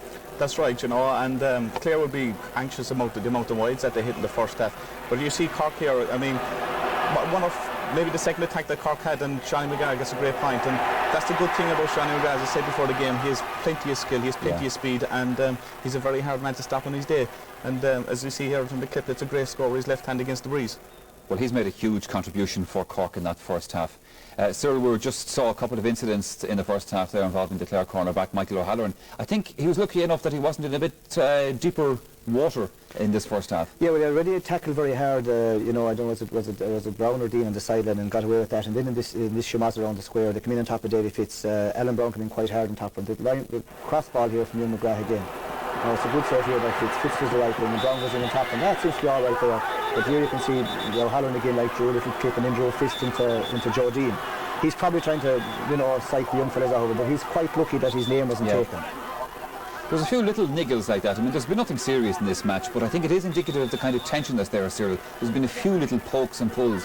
Oh, well, it's Munster Championship. You have to expect that, and that's going to happen in the game. They're all up for the game. Clare there to kind of say retain All-Ireland 1-2 years ago. And Cork's pride is hurt from last year, and they're hurling from their hearts. Sure. Well, they certainly are. Barry Egan scored a point in that first half as well that I think sort of sums that kind of thing up because, as we've been saying, as the half grew, they've been growing in confidence. Yeah, well, Barry Egan again is a beautiful hurler. Here, when Sean McGrath picks up the ball, he's playing more as a third midfielder, flicks it up into his crossbar here, and here comes Egan onto this, shows great skill. Goes on the long run, being followed by the Clare backs, but doesn't have to, hits it on the stride, doesn't have to stop. Great, on the volley really, and from the side, a great score. Nothing you can do about it, scores like that. So they'll be hoping that they'll open up the game more in the second half, which you'll find with the breeze, Michael, it may not be as easy to open it up. Yeah, sure. Well, that's Barry Egan's point from that first half. Tomas McGarry, we saw a few examples of Clare leaving the ball in short in around the Cork goalmouth. Now, that's easy pickings to a goalkeeper of the stature of Gerard Cunningham. Like, you've played with them, you know the importance of a cool, calm head back there. Yes, any team going out in a Munster Championship game and you have Gerard Cunningham as goalkeeper, it's a big, big strength for you, and he's shown that again today. His coolness under pressure, taking balls from underneath the crossbar and things like that. And that's a bad thing from Clare's point of view, to be dropping balls short like that, because he's a great puck out, he's a great clearance, and his intelligent use of the ball here is brilliant, to flick it out to the corner back and it's driven down the field. And the key thing I think for Gerard in the second half would be his use of his puck outs now. We're playing with a strong breeze. I remember 2 years ago against Clare below here, we had a breeze in the second half. We tend to bunch in the half-forward line, in the full-forward line, and long puck outs came down, and it suited Clare. It suited the half-backs of Seanie McMahon, Anthony Daly. I'm sure that's something that Jimmy's going to be worried about at half-time, that we don't do that again. From Gerard Loughnan's point of view, Cyril Farrell, at the moment, just exactly what's he going to be saying to his players? He's looked from a very good situation begin to dwindle as that half went on. Well, he'd be thinking positive the whole time, Michael. He'd be saying they're a point up, 35 minutes to play. They've trained very hard, physically and mentally they're very tuned up, and he'd be saying we're going to let it all slip in 35 minutes. Now he'd be looking for a big performance up front, to take more scores, take them on and to do things, and it could happen for them, because I would think the Clare forwards are going to be feeling frustrated. They had a lot of play and didn't really open up the Cork backs. Maybe once they had a chance of a goal, and Conor Clancy belted on the ground, could have gone anywhere into the side net. And so Cork are in the driving seat really only a point down, but with the breeze isn't actually going to win it for them. Yeah. Cork are still going to have to go out and hurl. Of course, yeah. OK, gentlemen, let's just leave this match for a moment or two, because I was telling you there about the Offaly-Laois match at Croke Park, 1 point win for Offaly. Jim Carney has been at that match. Let's have a brief look at some of the highlights from that. Tom Ormsby battling, as always, with Kieran McManus. That's a great ball up towards Peter Brady. Able to beat David Mitchell. Inside is Vinnie Cappy. Brady can finish it all by himself. A wonderful goal by Peter Brady. It was worth going to Alaska, never mind windy Mullingar, to see this. And what about this for a finish? McManus again. Almost dispossessed, but not quite. Ball falls for Roy Malone. Chance of a goal. Can he finish? Oh, what a brilliant save by the goalkeeper. Dermot Ryan. What a save. Well, here it is again. A breaking ball for Roy Malone. It looked as if the green flag was going to be raised, but somehow the Mullingar Shamrocks representative between the posts saved the ball. Yes, it was awfully all right. It wasn't the hurlers, mind you. That was the footballers. Sorry about that. That was actually from last night, of course, the replay between Offaly and Westmeath in the Leinster Football Championship. They drew the first day. Westmeath looked quite good the first day. Could have stolen it. But in fact, Offaly winning very, very comfortably last night in Mullingar. Marty Morrissey reporting there. And so then it's Offaly's footballers who go through to meet Wicklow in the next round of the championship there. Just briefly referring to that hurling match, Sir Farrell, Offaly versus Laois. Just a point in it in the end. I actually thought Offaly would have done a lot better. Yeah, but it was easy knowing, like, Laois had a bad league, but like, if they were to kind of revenge last year, they went down very badly to Offaly. They were bound to, if they had any kind of heart or soul or blood in their veins at all, have a right good game. And I'd say Babs Keaton will be quite happy, even though they're beaten like a point. It'll be kind of a moral victory for them. Offaly will be quite happy. John McIntyre probably got a shock, but they'll be quite happy. They're in a Leinster semi-final and they're playing Wexford the next day, so it's all there to play for. It might be actually good from an Offaly point of view, because coming up with a game like Wexford, the All-Ireland champions, they need to be right on their game. They will, because Wexford, like, even though they had a bad league run, in actual fact they might work out for them, because there's no camera work on them really as such. Sure. They're gone away very quiet, can build up. They are the All-Ireland champions, they are the Leinster champions, and they're going to have one big 70 minutes against Offaly. We're just watching, Tomás, at the moment for the players to come back out the tunnel there at the Gaelic grounds. They'll be doing that in just a moment before the second half commences. You're happier about the situation now, I'm sure, from Cork. Can you do it? Yes, I think we can do it, Michael, but I would be worried about Shawnee McMahon's performance in the first half, and Brian Lohan at full back as well, you know. There were two dominant figures in that first half. Lohan was superb in the first half. Superb in the first half, you know, and especially with the high ball coming down now in the second half, I think that we're going to have to open up the play a bit more, you know. So what you were saying then to us earlier, this exact point, that Ger's going to have to be careful about this. Like, what are his tactics going to be? I mean, will he play it shorter, do you think?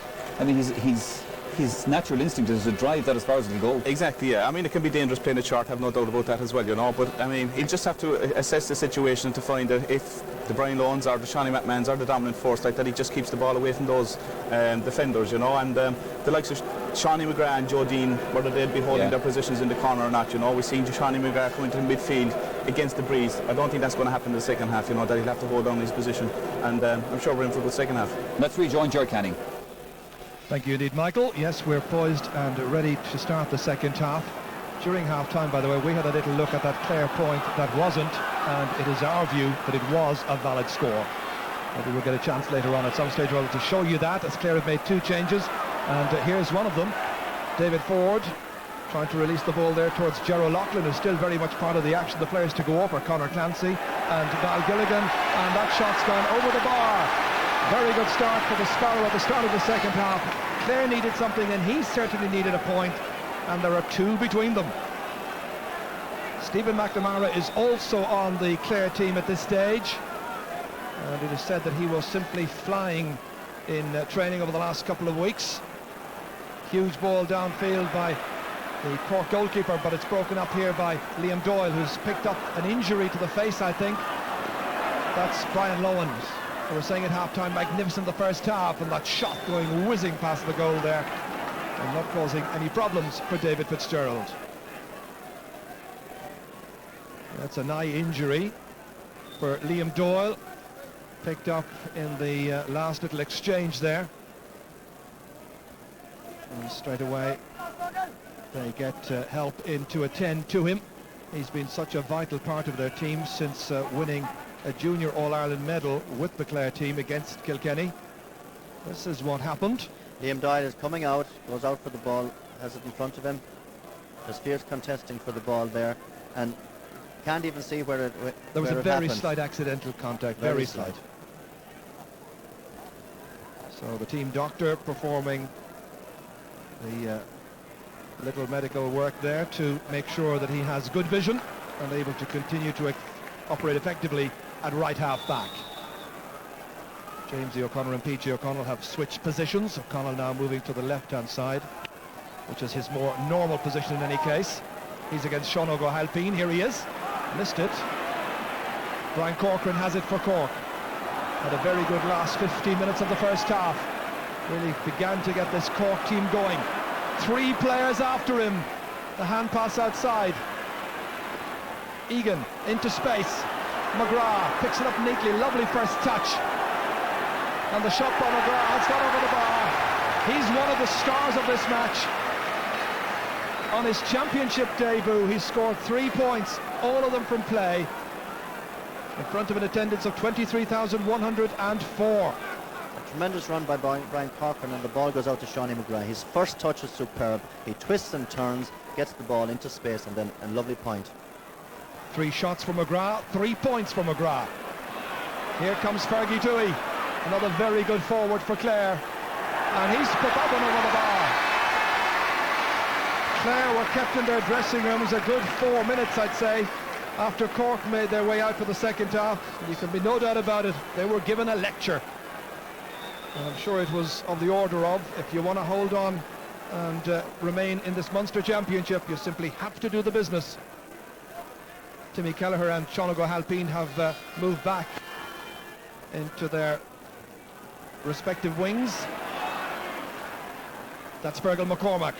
Down towards Joe Dean. O'Halloran was stumbling to get that one away from Dean. The shot by Joe Dean has carried the range and it's gone over the bar. Well, just a moment, he didn't stumble, Ger. He got a little hip from Joe Dean, which made him stumble, and then Joe Dean picked up the ball and scored a tremendous point. Watch, just before that, Joe Dean had just given a hip, picks up the ball and scores a great point. More or less the same angle that Jamesy O'Connor had one earlier on, which was denied him, even though the umpire on the right had an arm raised to signal a point. Didn't count. Here's Toohey once again, getting right in there, stopped by Ger Cunningham. Early stages of this second half now. Sean McMahon leaving it behind there. Anthony Daly up towards Jamesy O'Connor, getting there ahead of Alan Cummins, who's got Clare support outside in the form of Colin Lynch. Prodded forward instead towards Fergie Toohey, and Timmy Kelleher will have to get much tighter on him. Here comes Sean O'Halpine. Hurler comes footballer. But they say he's a much better hurler than footballer, although of course he played in this year's National Football League final against Kerry.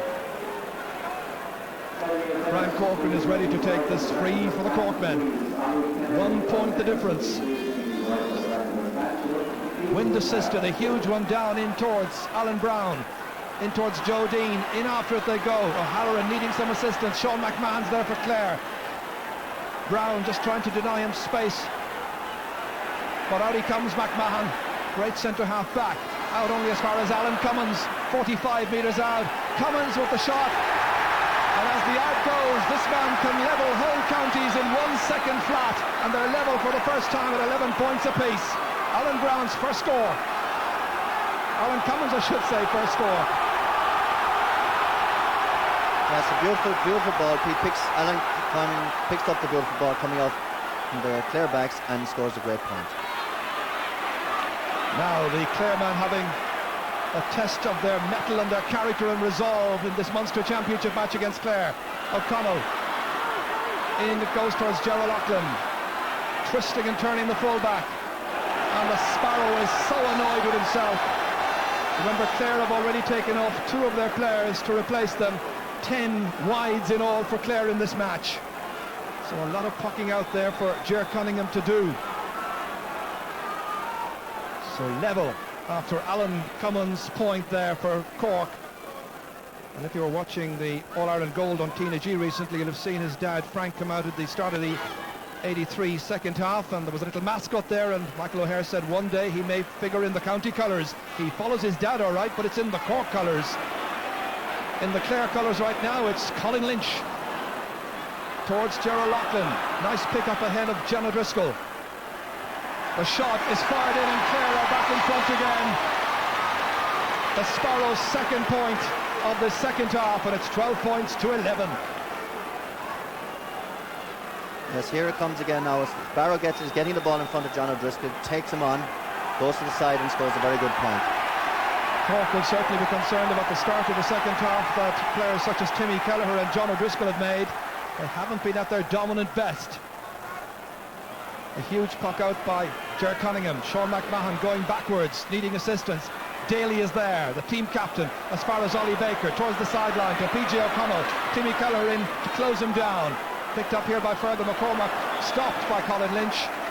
And a player down, injured seems to be Ollie Baker. It's going to be Cork ball in any case. Some great blocking down there in that last piece of action. This is what happened. Timmy Kelleher going for the ball one-handed, connects with it. Ollie Baker, Fergal McCormack gets it, throws it up to hit it, and well blocked down by Colin Lynch. They're still attending to the injured Clare player. I think it's Ollie Baker, and of course they've already used up 2 of their substitutes. Ollie didn't start the year in his usual convincing fashion, was a little bit below his best form in a couple of key matches. Scored that last-minute goal, of course, against Cork in '95, and this is his 6th championship match. He's back with the action. The game continues with the sideline ball for Alan Cummins. In towards Alan Brown, runs on, beats them all, and it's gone wide. So 6 wides now by Cork and something like 10 by Clare so far. David Fitzgerald, who won an All-Ireland club medal with the 6 Mile Bridge. Pucking this one out into the breeze. Timmy Kelleher knocking it back only as far as James O'Connor, who's now operating on the 40. Tight situation there. Putting that ball ahead there towards David Ford. Let's see what kind of a difference David Ford and Gerard Loughlin and company can make in the second half. That's the shot from Gerard Loughlin, and it's gone over the bar. Stephen McNamara, just in case, was in there to tell the umpire it was indeed a point. Gerard's third in the second half, 13 points to 11. What a transformation by the Sparrow. Yes, the ball is broken down, a lot of fiddling going on, and a flick ball up to Gerald Loughlin, and then the Sparrow hits it, and a beautiful point for Clare. We should point out he's now playing full forward and giving John O'Driscoll from Delaney's in Cork a very tough afternoon, certainly in the second half. That's a good switch. Colin Lynch, 2 against 1 there. John O'Driscoll for Cork, assisted by Fergal Ryan, getting that ball away. McMahon in to try and bat it down. Comes towards Alan Cummins. Chased after it there by Colin Lynch. Anthony Daly, straight at Timmy Kelleher. Realised his error instantly. Kevin Murray, easily brushed aside there by Sean McMahon, man of the match in the All-Ireland final of 1995. That memorable day for the Clare men, the day they won their 3rd All-Ireland. This is taken up by Ollie Baker. It's left behind, however, to Fergal McCormack, Cork's captain. Dropped in towards the right. McGrath in after it, but couldn't do anything to prevent it going over the end line. Again, a nameless ball in there from Fergal McCormack, a wasted a shot.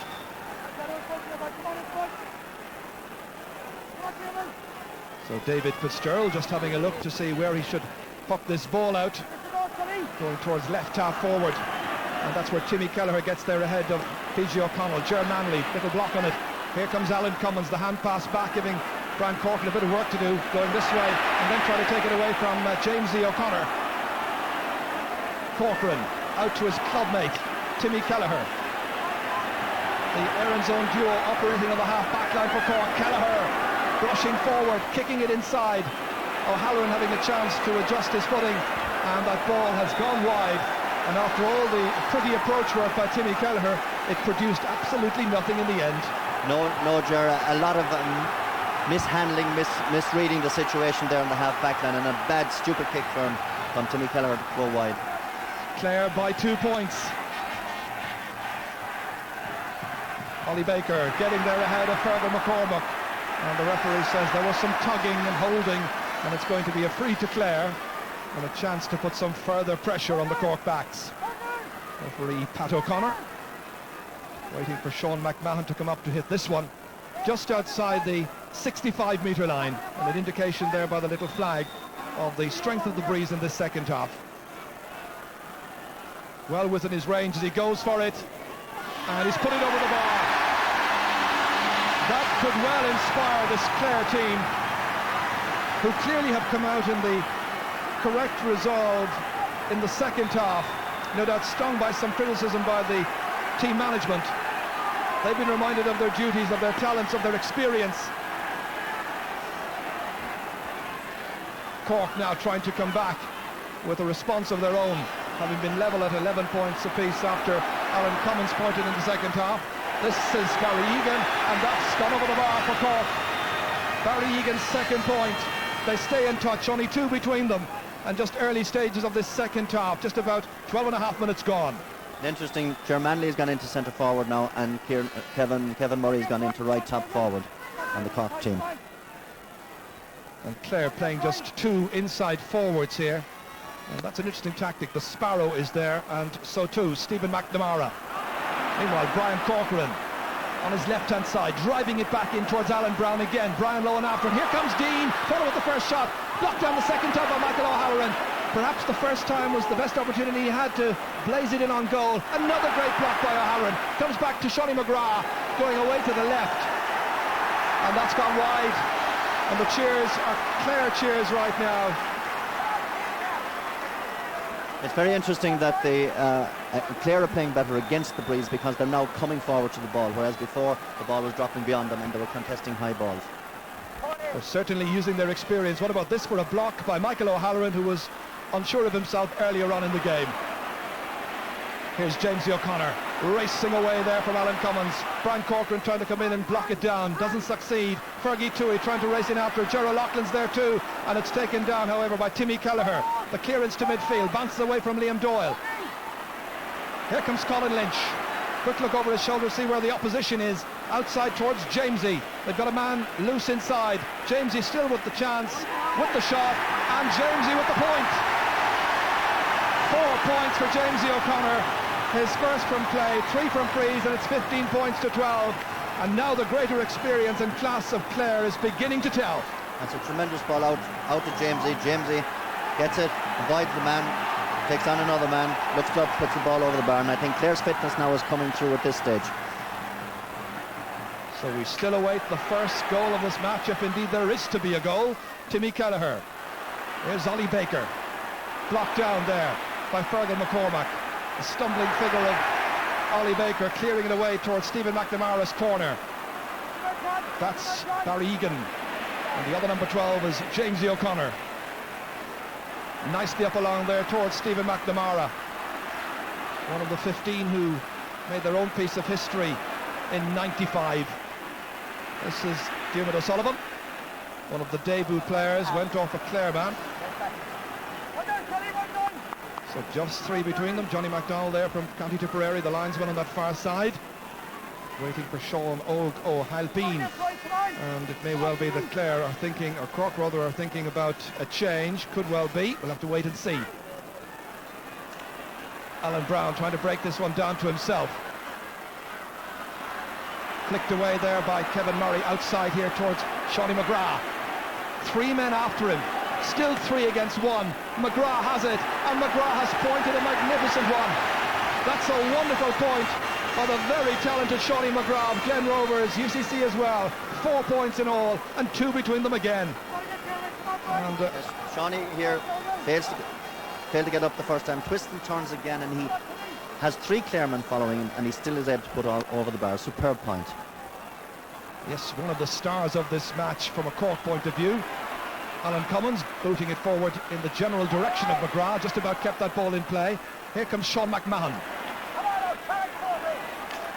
Ford is under it there for Clare, so too Kelleher for Cork. Brian Corcoran again onto his left-hand side. Anthony Daly touching it down, but only to the waiting Barry Egan of Cork. Now Brian Lowen racing for possession here. Quick off the blocks against Alan Brown. Mighty clearance by the Clare number 3. It reaches O'Connell, PG O'Connell, urged on by his manager just down here on the sideline. It reaches the Sparrow O'Loughlin. That's a great change to have moved him into full forward and to really test, and it's going to be a free. They're really testing the quality of John O'Driscoll this afternoon, the Cork number 3. Yes, I think it's a great move to put the Sparrow in full forward, because he's given John O'Driscoll an awful time inside there. He's bringing him out, he's getting the low ball in fast, and he's twisting and turning him. Well, it's a free to Clare, and Jamesy O'Connor to take it. He has taken 3 so far, he's made the 3, now it's 4 from 4, and his 5th point in all. And Clare have a 3-point lead once again. So just about now midway through this second half. And we've got some further news from Kieran Malooly on the sideline.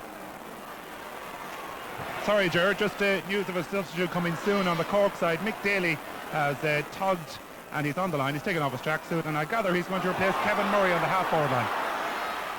Meanwhile, a great shot there, and that's gone over the bar. The shot was by Alan Brown, the battling Cork man, and a great save by David Fitzgerald, preventing a certain goal, but they make the point, his second. Just as Cork think about introducing Mick Daly, as you heard there, who can play on the 40, or indeed in the half-forward line. This is the chance again. Yes, indeed. A tremendous save by Davy Fitz, going for a goal, and the ball was flicked over the bar, but a tremendous point by Alan Brown. So the change has been made, and Kevin Murray, as you heard, the player to make way. The score standing at 16 points to 14. Daly is from Cove. He's played in the National League for Cork, and indeed he's done well as Cork have made it out of Division 2 and play in Division 1 next year. Sean McMahon for Clare. Ger Cunningham in after it. The Sparrows after Ger. He's left it behind. Sean O'Halpine back there. No goalkeeper. There is now. And the clearance out of defence by O'Halpine. Way downfield. Collected over there by Anthony Daly. And Liam Doyle belting it downfield again. In towards Stephen McNamara and Ger O'Loughlin. They leave it in there. Once again it's Jamesy O'Connor recovering his balance and composure. An awkward angle as he fires it in. But even for Jamesy, that was just a little bit too trying a particular task. Yes, again, Ger, a bad miss there. It should have been over the bar. Jamesy with 5 points so far. 4 of them frees. All of them hugely important in ensuring that Cork still have some work to do.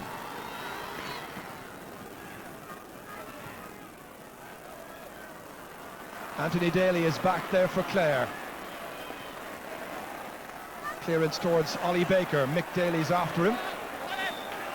Daly's gone in towards midfield, and he's playing on Ollie Baker.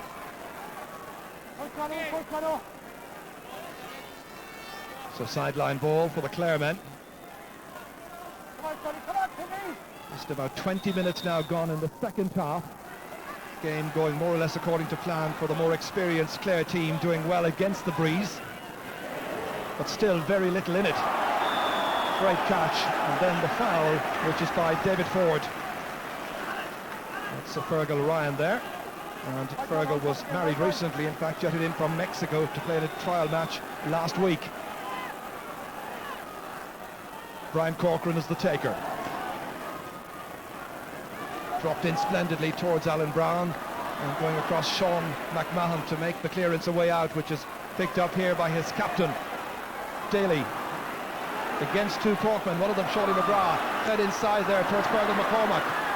Cork get it back again. Ger Manley this time. That's one they needed. It comes off the post and it's gone over the bar.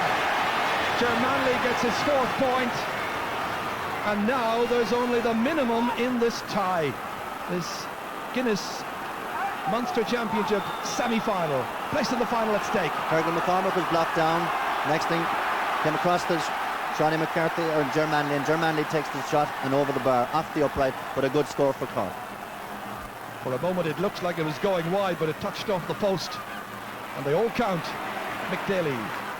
That's Sean McMahon breaking that one up. This time it's John O'Driscoll. He's had his problems marking the Sparrow, who got some very good points, 3 in all at the start of the second half. Alan Cummins with 1 so far. Closed down there by Ollie Baker. In towards the Sparrow, given too much room. Towards David Ford. Sparrow getting a new hurley. Play continues, and Ford has got his first point of this match since coming in as a second half sub. Player from Ogunalo. And she must be mighty pleased, although no great show of emotion there. 22 minutes into the half. So there's the position, 17 points to 15. Clare the favourites in front. Down it comes towards Fergal McCormack in midfield. He's now in fact moved on to the 40. Here's Ollie Baker still very definitely at midfield. Timmy Kelleher, good ground hurling. Nicely back in there towards Germanley. The battling qualities of Frank Lowen illustrated there, and that's Liam Doyle. Great clearance up to the forwards, cut splendidly by O'Connell. PG O'Connell advancing on goal. 3 Cork players after him. Shorty the grip on the stick outside towards Gerald Loughlin. Held off it there by John O'Driscoll. Referee says play on. The Sparrow trying to barge his way through there somehow, and the referee says you're being held, and that's going to be a free in. And you can see Stephen McNamara saying to the Sparrow, well done, Gerald Loughlin. Free in then, and it'll be Jamesy O'Connor to take it. 5 points so far in the game. His team trailing by 2. Advice from the team manager. Jamesy's blazed it over the bar, as you'd expect in a tight situation here. It's 18 points to 15. How times have changed. I can recall in the past when in a tight match Cork would always seem to get the measure of Clare in vital championship matches. That's all changed in recent years. Cork now trailing. That puck out down towards Alan Brown. Back out it comes again. Fergie Toohey racing for it with Sean O'Halpine. Kelleher in there to challenge. In fact, it's Fergal Ryan, and that's going to be a ball downfield for Cork. So Sean O'Halpine now operating at right half back in spite of the number 7 on his back, in a switch indeed with Timmy Kelleher.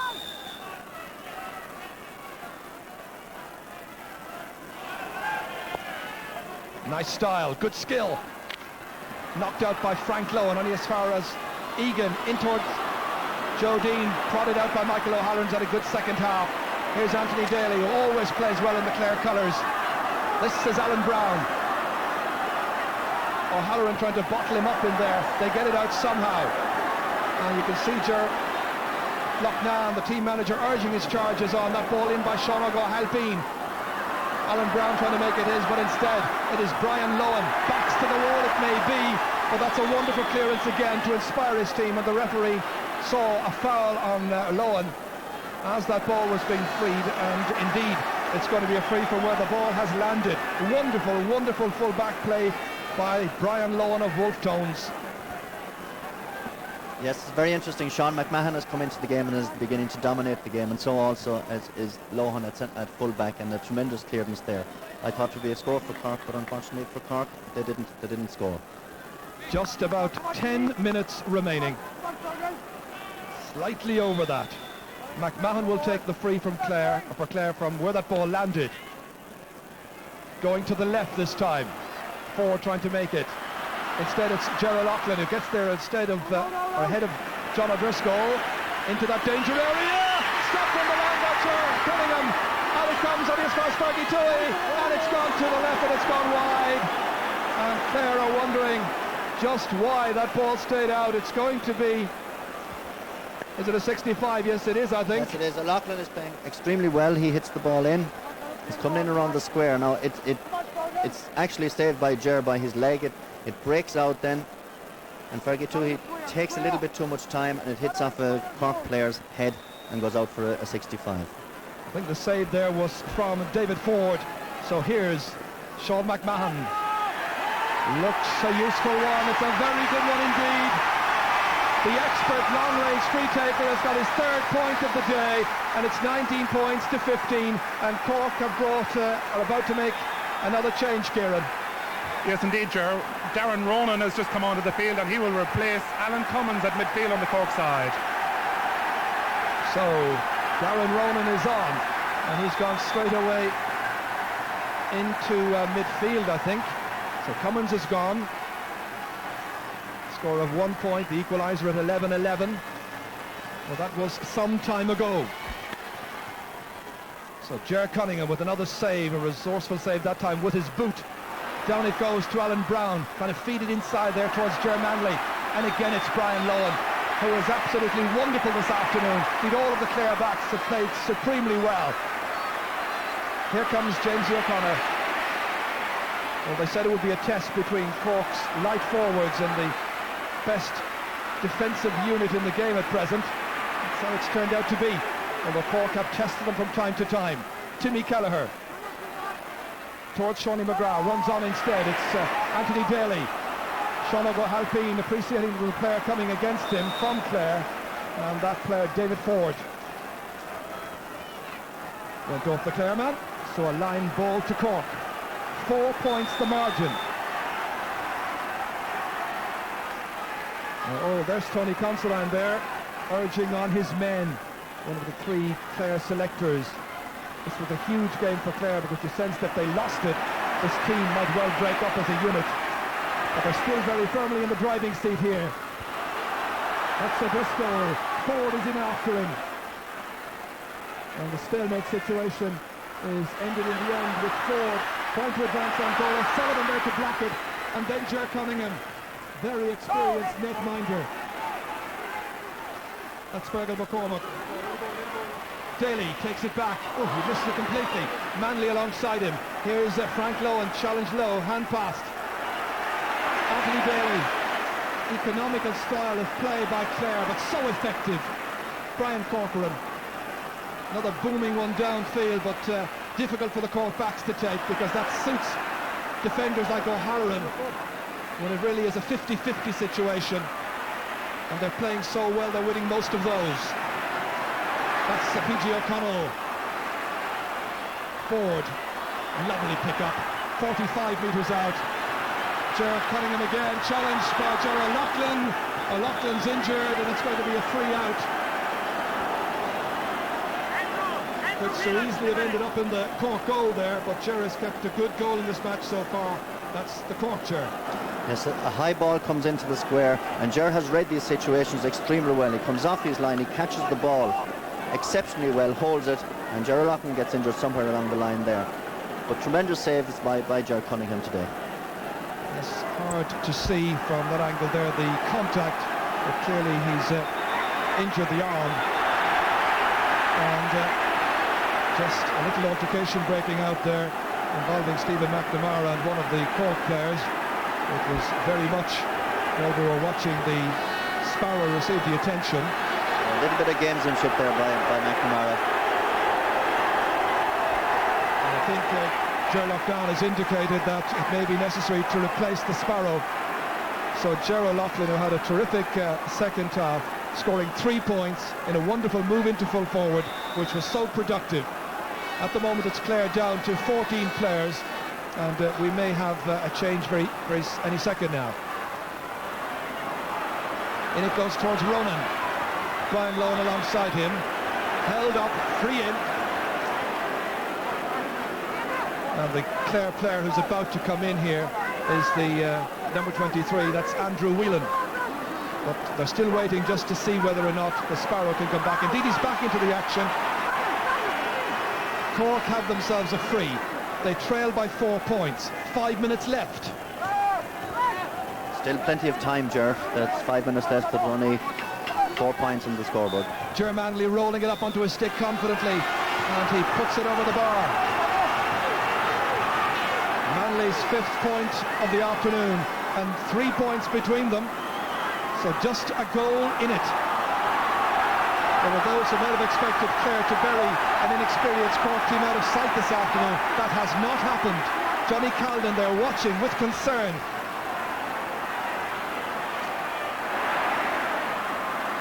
This is Fergal Ryan. And, well, is there a goal in this match, you wonder? Not if Brian Lohan on his way, certainly for the Cork man. But here he is, advancing towards that Cork goal. PG O'Connell. He's put it away to the right. Bad miss by PG O'Connell. Yes, and Clare don't need to miss those. They need to get the ball in around the square and around the Sparrow. And that last point for play there for Cork was their first from a free in the second half. The last 7 all came from play. That's Liam Doyle. Chasing in after it they are. Jamesy O'Connor. Outside to PG O'Connell. And a great shot, or is it? It's gone down off the post. This time John O'Driscoll waiting for it. And Cork get a real let-off. Brian Corcoran. Nicely downfield. On for Ger Manley. Still time for the Cork men. Chased there by Frank Lohan. Manley with the shot, and Manley has put it wide. Lions 19 points to 16. 10 wides in all now for Cork. I think the story of the second half is the ineffectiveness of the Cork forwards. Clare have really bottled them up and closed them down. Now PJ has it. He takes a side step, and I think he's actually sliced the ball, hits the upright, and comes. John O'Driscoll collects it and clears the ball down the field. Back live with the action now. We're watching PJ O'Connell here. Michael O'Halloran. This comes back here again. Egan nicely inside. Cork players in there chasing after it. Here's Alan Brown. Knocked outside, but the waiting man here has won the free. So Alan Brown doing his job. So a free into Cork. Ger Manley will take it. We're just inside the 45-metre line. 2 minutes to go. And he's put it over the bar. So another one for Ger Manley. That's his sixth. 2 points between the teams. Sherlock down there with his selectors, Michael McNamara and Tony Considine.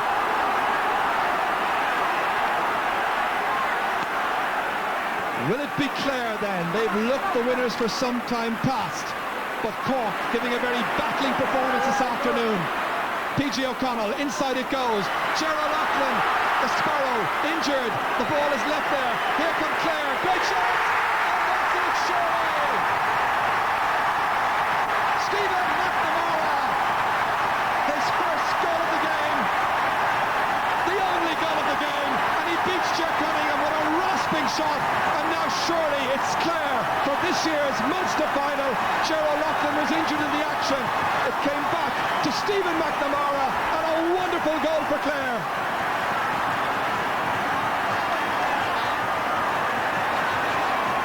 That's Ger O'Loughlin is down there injured, but that's Stephen McNamara, the man who was a hero in '95. Is that the only goal of the game? If it is, it's a winner anyway. Yes, indeed, Ger. I think that was a tremendous goal for Clare. The Sparrow, I think the match winner was by being put in full forward. He played tremendously well in the second half. Caught the ball, was knocked around and laid it up. Here it goes again. Tremendous shot from McNamara and gave Ger Cunningham no chance whatsoever. Clare with 38 scoring chances in this match. They've taken 20. Cork with 27. They've taken 17. And we're inside the last minute of this match. Brian Lohan again. Superb at full-back. What a display we've seen for him this afternoon. Jamesy O'Connor lets it run on. Clare backs, or Cork's backs rather, being pressurised by the Clare men. Sean O'Halpine. This is O'Halpine. This is Diarmuid O'Sullivan on his championship debut. Is it to a losing one, however? That's Frank Lohan. Lohan for Clare. Their backs have been superb. They've been good in midfield, and their forwards have taken some really good chances. That's David Ford, the man from O'Gunalow. Jamesy O'Connor advancing with purpose for Clare. The shot from Jamesy goes away to the right. Well, the more experienced Clare men look like they have it. He appreciates that. We're into injury time. And there's the change that Clare have made. Andrew Whelan, by no means a championship newcomer, in he comes from St. Joseph's. And he's replacing the Sparrow, who had a truly great second half. And just think, they were talking before half-time about taking off the Sparrow, and he was one of their heroes. Short puck out to Fergal Ryan this time. Cork trying to set up something in there.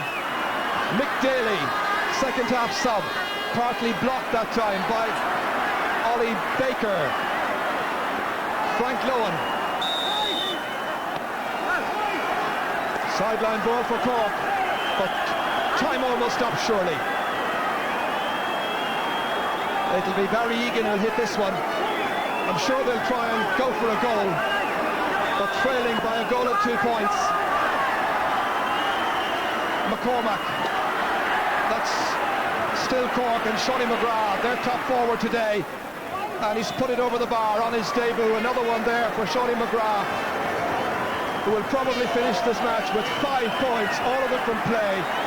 Only 1-1 between the teams. It looks at this stage there that Clare have it won, but you can never tell.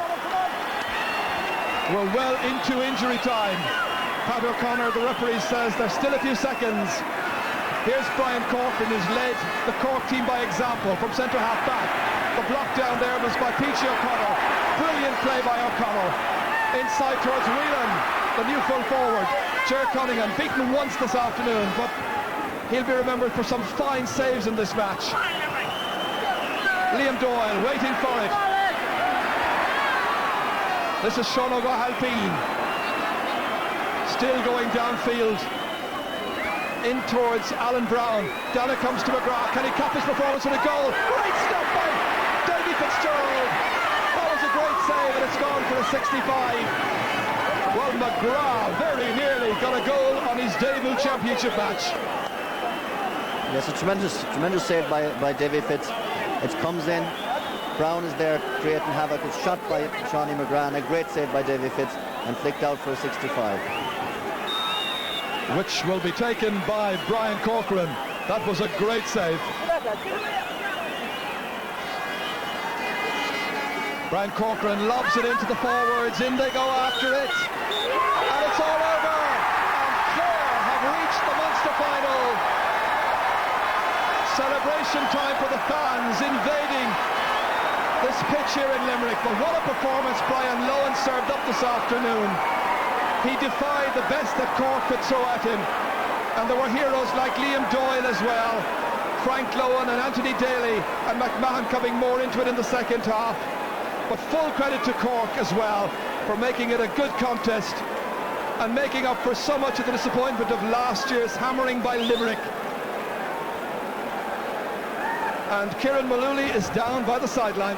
Indeed I am, Ger, with a very, very happy Clare manager. Dylan, and congratulations. Well, it was just a fantastic game of hurling, you know, and all credit to Cork. They're the first thing you think of now. Playing like that and losing Munster Championship is absolutely heartbreaking. When you think what happened to them last year and the way they came back this year, I mean, that was Munster Championship hurling is the absolute best. Fantastic play. But at the end of the day, it was the courage of our fellas that kept us going, kept us in the game. Jerry, I hate to say this, but we're going to tell the nation a secret. 2 minutes to go, you came to the sideline to take off to make a substitute. Who were you taking off? I forget now. I just can't recall. In the excitement of the moment, I can't recall. Ger, I can confirm. Yes? You said to your county secretary, Stephen Mack is coming off. Do I look guilty? Do I look as if that happened? Yeah, I'm glad it didn't happen. That's the way sport goes. You know, that's the way things happen. And we were going to take off Stephen. Next thing he took the ball in the net, won the game for us, you know. So the last time we were here 2 years ago, we had that kind of look against Cork. We went on to win the All-Ireland. Who knows what might happen this year? Your backs were terrific in particular. Well, I think our whole team was terrific. Everybody into that wind, you know. We were only a point up at half-time, playing into the wind, and we went out in the second half to fight for our lives. And the players were absolutely magnificent. I couldn't praise them enough for what they did. Ger Lafnan, congratulations. Thanks very much.